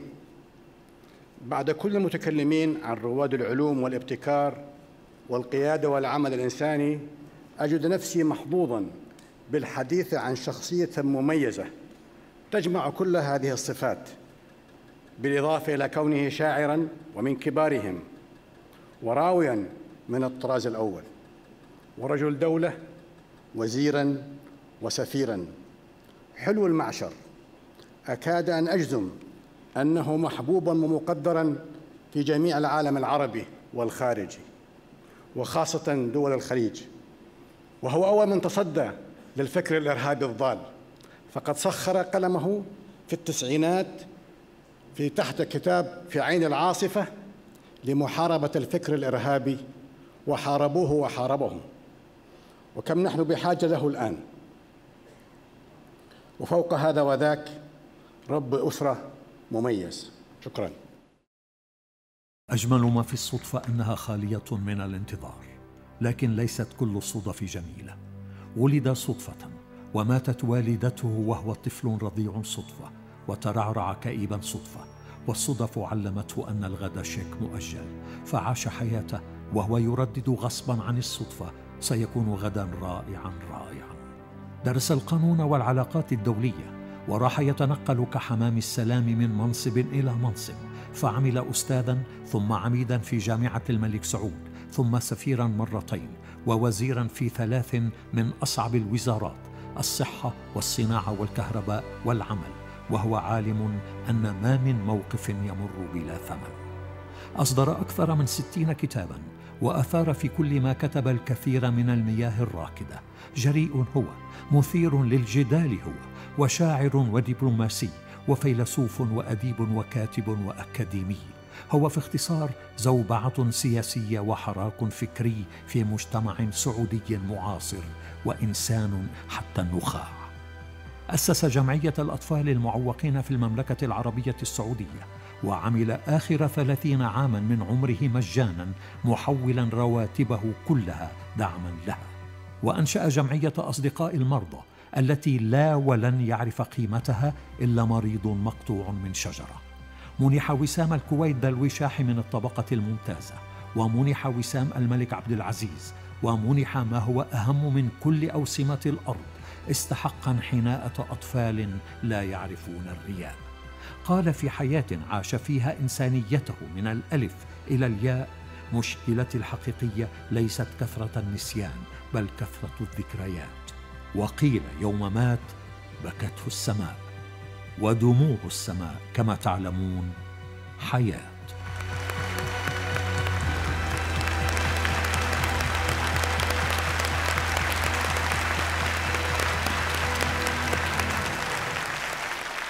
بسم الله الرحمن الرحيم. مساء الخير جميعاً.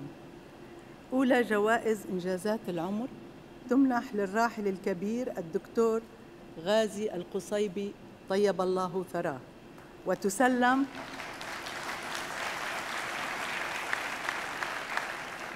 وتسلم الجائزة لنجله السيد سهيل القصيبي، فليتفضل. شكراً.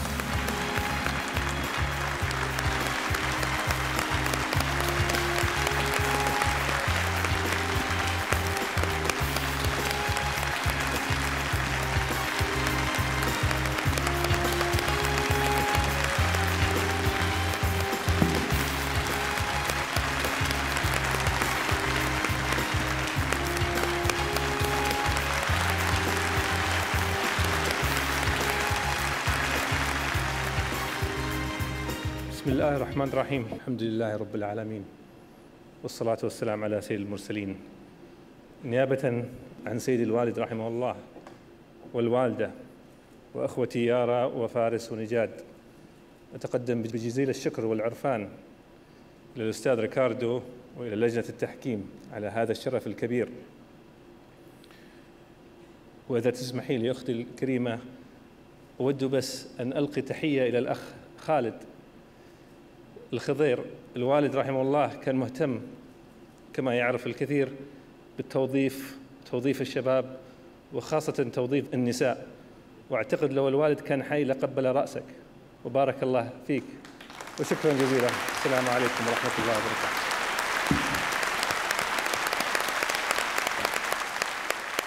شكرا أستاذ سهيل. الوالد تحدث عن ذكريات، ولا شك أن ذكريات كثيرة في قلوب محبيه تركها بمجلسه الجميل، بتواضعه، بدبلوماسيته التي لا تنسى. شكرا للأميرة عبير رشيد، وشكرا للشيخ صالح التركي، وشكرا للأستاذ سهيل. ننتقل الآن للجائزة الثانية، ودائما في إطار جائزة إنجازات العمر. وأدعو الآن الإعلامية الصحفية والكاتبة بارعة عالم الدين والسيد رجا صيداوي للتفضل إلى المسرح.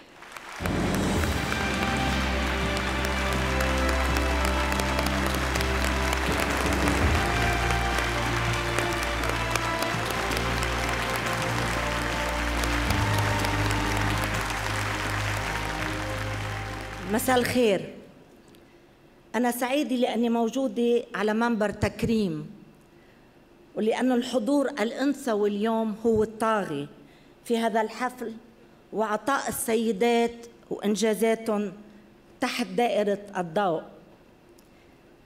كمان أنا سعيدة لأني تمتعت بلقاء شخصيات لامعة من الداخل والخارج، وأيضاً لأنني كلفت بتقديم امرأة من بلدي الحبيب لبنان، لمعت كدبلوماسية وحملت هم العرب أينما حلت، لأن إنجازاتها ومساهماتها في العمل الإنساني كثيرة، وأيضاً لأنني أجد فيها المرأة المثال.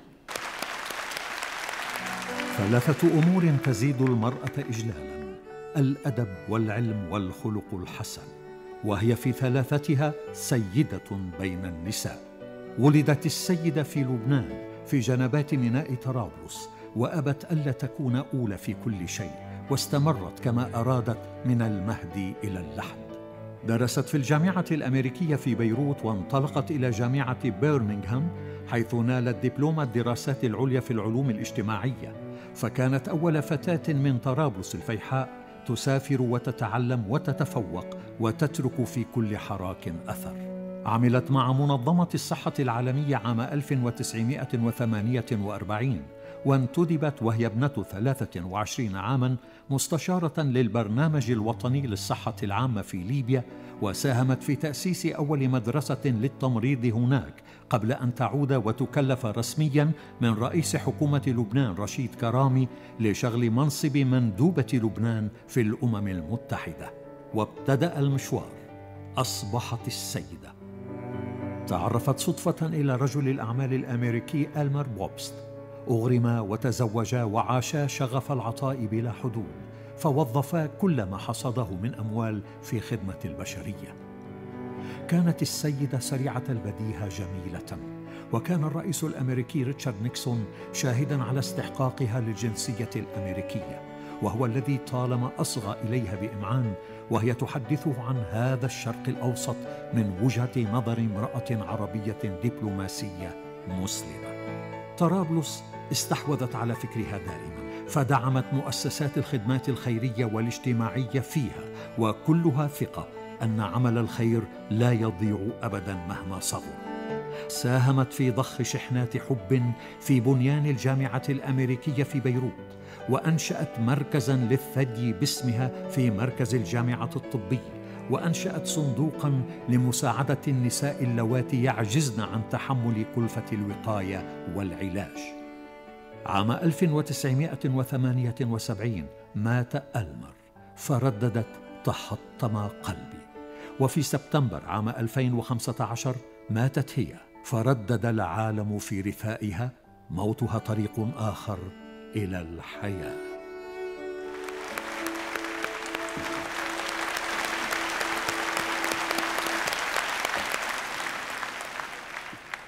جائزة إنجازات العمر تمنح للراحلة الكبيرة السيدة ممدوحة السيد بوبس، ويتسلب الجائزة أخاها فاروق السيد وأختها مي السيد.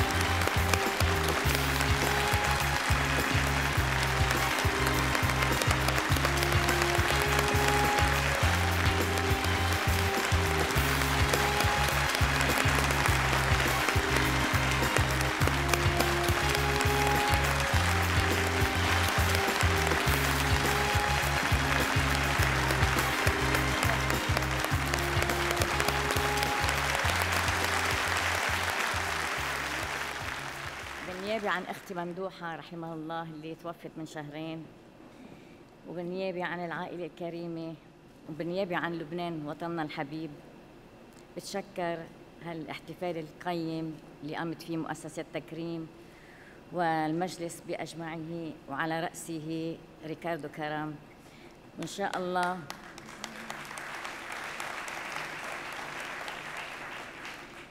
شاء الله كل العظماء من الناس اللي لهم ميزة حلوة بالحياة يتكرموا دائما وما ينسوا طيلة الحياة. وألف شكر من العائلة من لبنان إلى هذا الحفل الكريم، إلى مجلس أمناء تكريم. شكرا.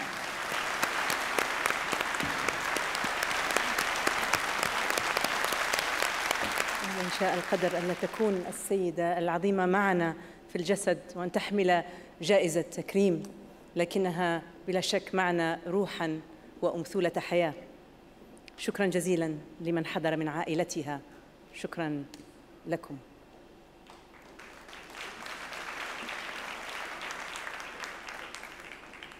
ويبقى أمامنا الآن الإعلان عن آخر الجوائز وآخر المكرمين الذين قدموا إنجازات تركت علامات فارقة. أدعو السيدة مها قدورة والدكتور أحمد هيكل للصعود إلى المسرح.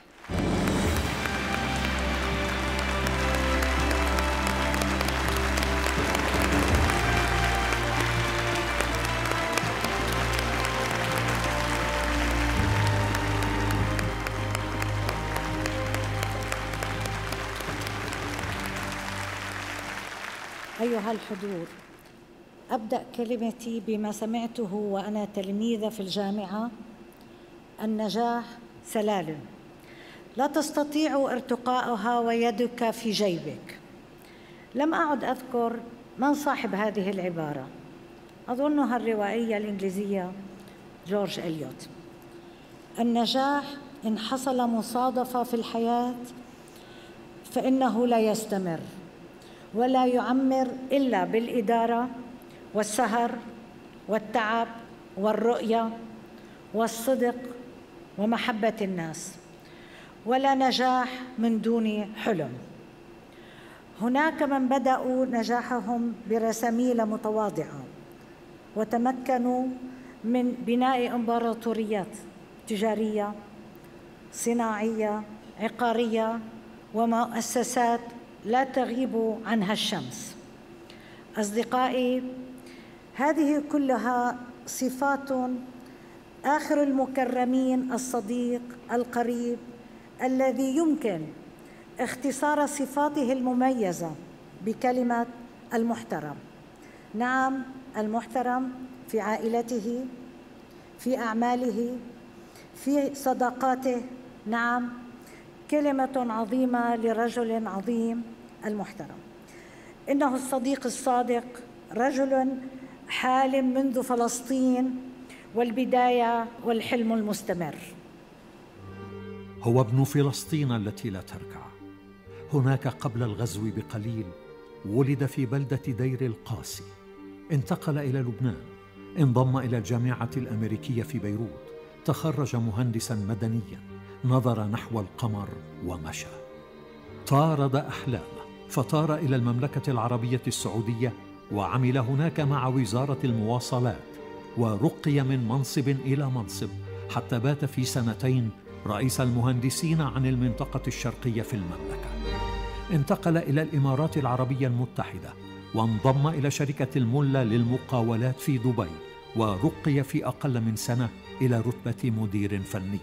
في عام 1970 أسس هو وخلف الحبطور شركة الحبطور للمشاريع الهندسية، التي أصبح لها في كل مكان بصمة وأثر. انطلق بأقل من 100 عامل وبرأس مال لا يزيد على 120,000 درهم، وها قد أصبحت تضم 25,000 موظف برأس مال يزيد عن 18 مليار درهم. وهو اليوم رئيس مجموعة الحبطور ليتن، ومالك ورئيس شركات عالمية عملاقة تنتشر في كل الدنيا، وهو يبقى في كلها اسماً أول متقدماً في أساطير نجاح تستحق أن تروى. فلسطينه لم تغب يوماً عن باله وقلبه، وها قد منح في هذه السنة جامعة بير زيت 4 ملايين دولار أمريكي لتشييد مبنى للحقوق والإدارة العامة باسمه، وها قد أنشأ وقفية رياض توفيق صادق للمنح الدراسية. فلسطيني وإماراتي، وطنان وانتماء راسخ، وريادة وعمل جاد وتفان وأمانة في رحلة عمر ممتلئة بالتحديات. لكن سره أنه ممن ينظرون إلى كل سقوط كأنه سقوط رذاذ المطر الذي يعود ويشكل أجمل البدايات. رحلة عمر هي، والقارب يسير ويسير ويسير.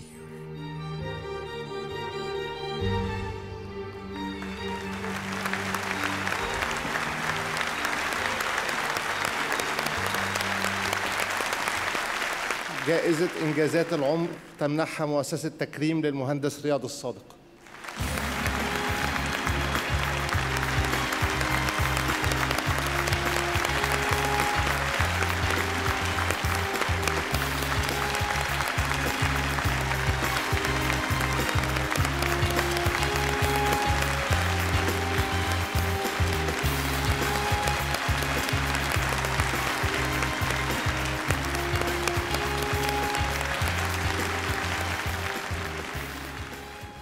أيها الحفل الكريم، اسمحوا لي أن أتقدم بجزيل الشكر لمؤسسة تكريم على منح هذا الشرف الكبير، والذي أعلم بأن غيري يستحقونه أكثر مني. على أي حال، الامتنان والشكر لتكريم. أما موضوع النجاح وهذا الفيلم الذي أراه لأول مرة، فلا بد لي أن أقول، وبسبب ضيق الوقت الذي أعطي لي، أن أقول أن النجاح له مميزات وصفات، واخترت موضوعين فقط لقلة الوقت. والموضوع الأول هو أننا نعرف أن رحلة الحياة ليست بنزهة، فهذه الرحلة لا بد أن تصادف المصاعب، وأحيانا تبدو هذه المصاعب كأنها جبال، فإذا جبن المرء ووقف عندها فسيبقى أين يقف. أما إذا آمن بعد الله بقدراته ونفسه وكده واجتهاده، فلا بد أن يخترق هذه الجبال ليصل إلى هدفه.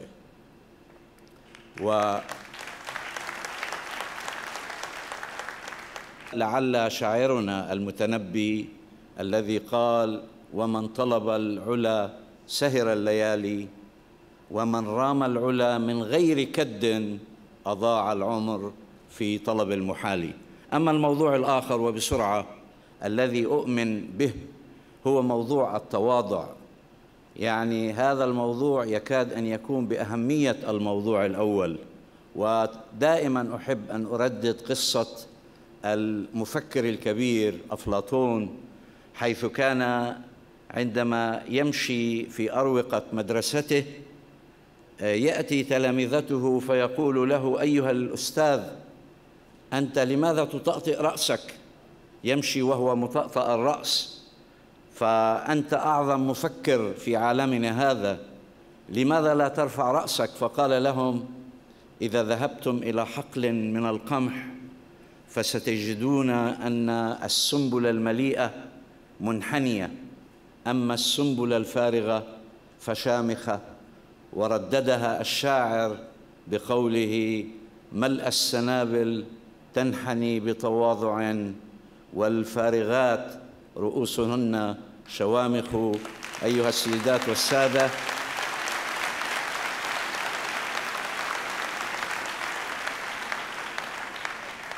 أبتهل إلى الله العلي القدير أن يوفق دولة الإمارات العربية المتحدة وينصرها، وأن يوفق قادتها وينصرهم، وأن يوفق شعب دولة الإمارات الأبي، وأن يوفقكم جميعا أيها السيدات والسادة، والسلام عليكم ورحمة الله وبركاته.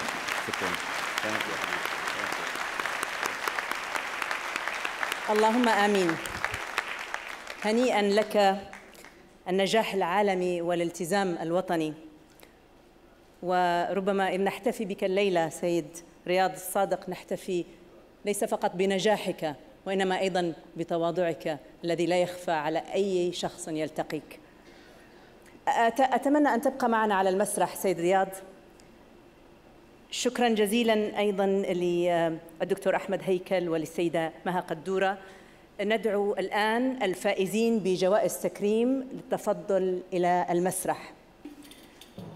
الدكتور فضل خوري الحائز على جائزة الإبداع العلمي والتكنولوجي، خالد الخضير الحائز على جائزة المبادرين الشباب،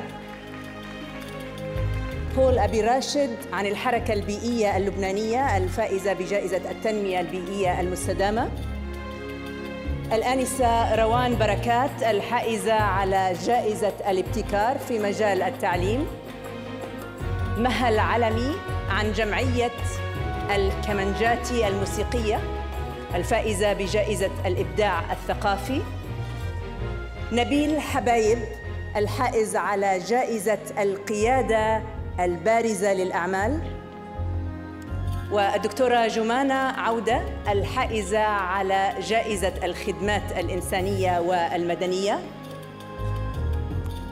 الدكتور هلال ومارغريت الساير الحائزان على تقدير خاص من مؤسسة تكريم هذا العام، عضو مجلس النواب العراقي السيدة فيان دخيل المرأة العربية الرائدة ممثلة منظمة إنقاذ الطفولة، السيدة ميفيس أوسو جيامفي التي نالت جائزة المساهمة الدولية في المجتمع العربي، وطبعاً الفائزين بجائزة إنجازات العمر ومن تسلم جوائزهم: سهيل القصيبي والممنوحة للراحل الكبير الدكتور غازي القصيبي، فاروق ومي السيد عن جائزة إنجازات العمر الممنوحة للراحلة الكبيرة ممدوحة السيد بوبس، وبالتأكيد رياض الصادق أطال الله عمره الفائز بجائزة إنجازات العمر. وفي النهاية نقول بإيجاز بهذه النخبة الواقفة على مسرح تكريم نتمثل. شكراً جزيلاً. نأخذ لقطة تذكارية وأدعو طبعاً راعي هذه الأمسية هذه الليلة الذي آمن بها منذ 6 سنوات ريكاردو كرم فليتفضل.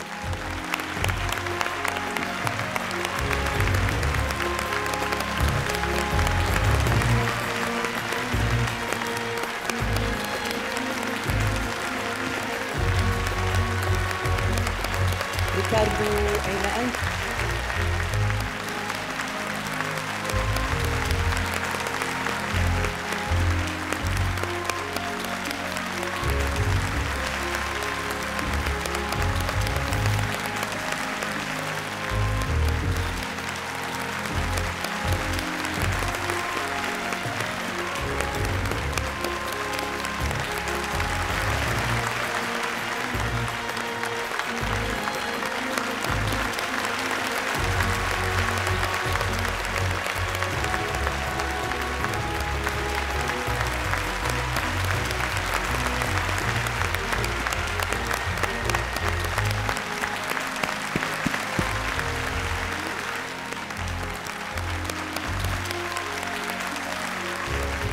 شكراً جزيلاً، شكراً لكل المكرمين، شكراً لكل الكلمات المؤثرة التي حركتنا من داخل أعماقنا. شكراً جزيلاً لوجودكم معنا الليلة، وشكراً لكم حضورنا الكرام. شكراً على المساهمة في هذا الحفل، بوجودكم جعلتموه مميزاً. وإلى لقاء آخر بإذن الله في مدينة عربية جديدة. شكراً وفي أمان الله.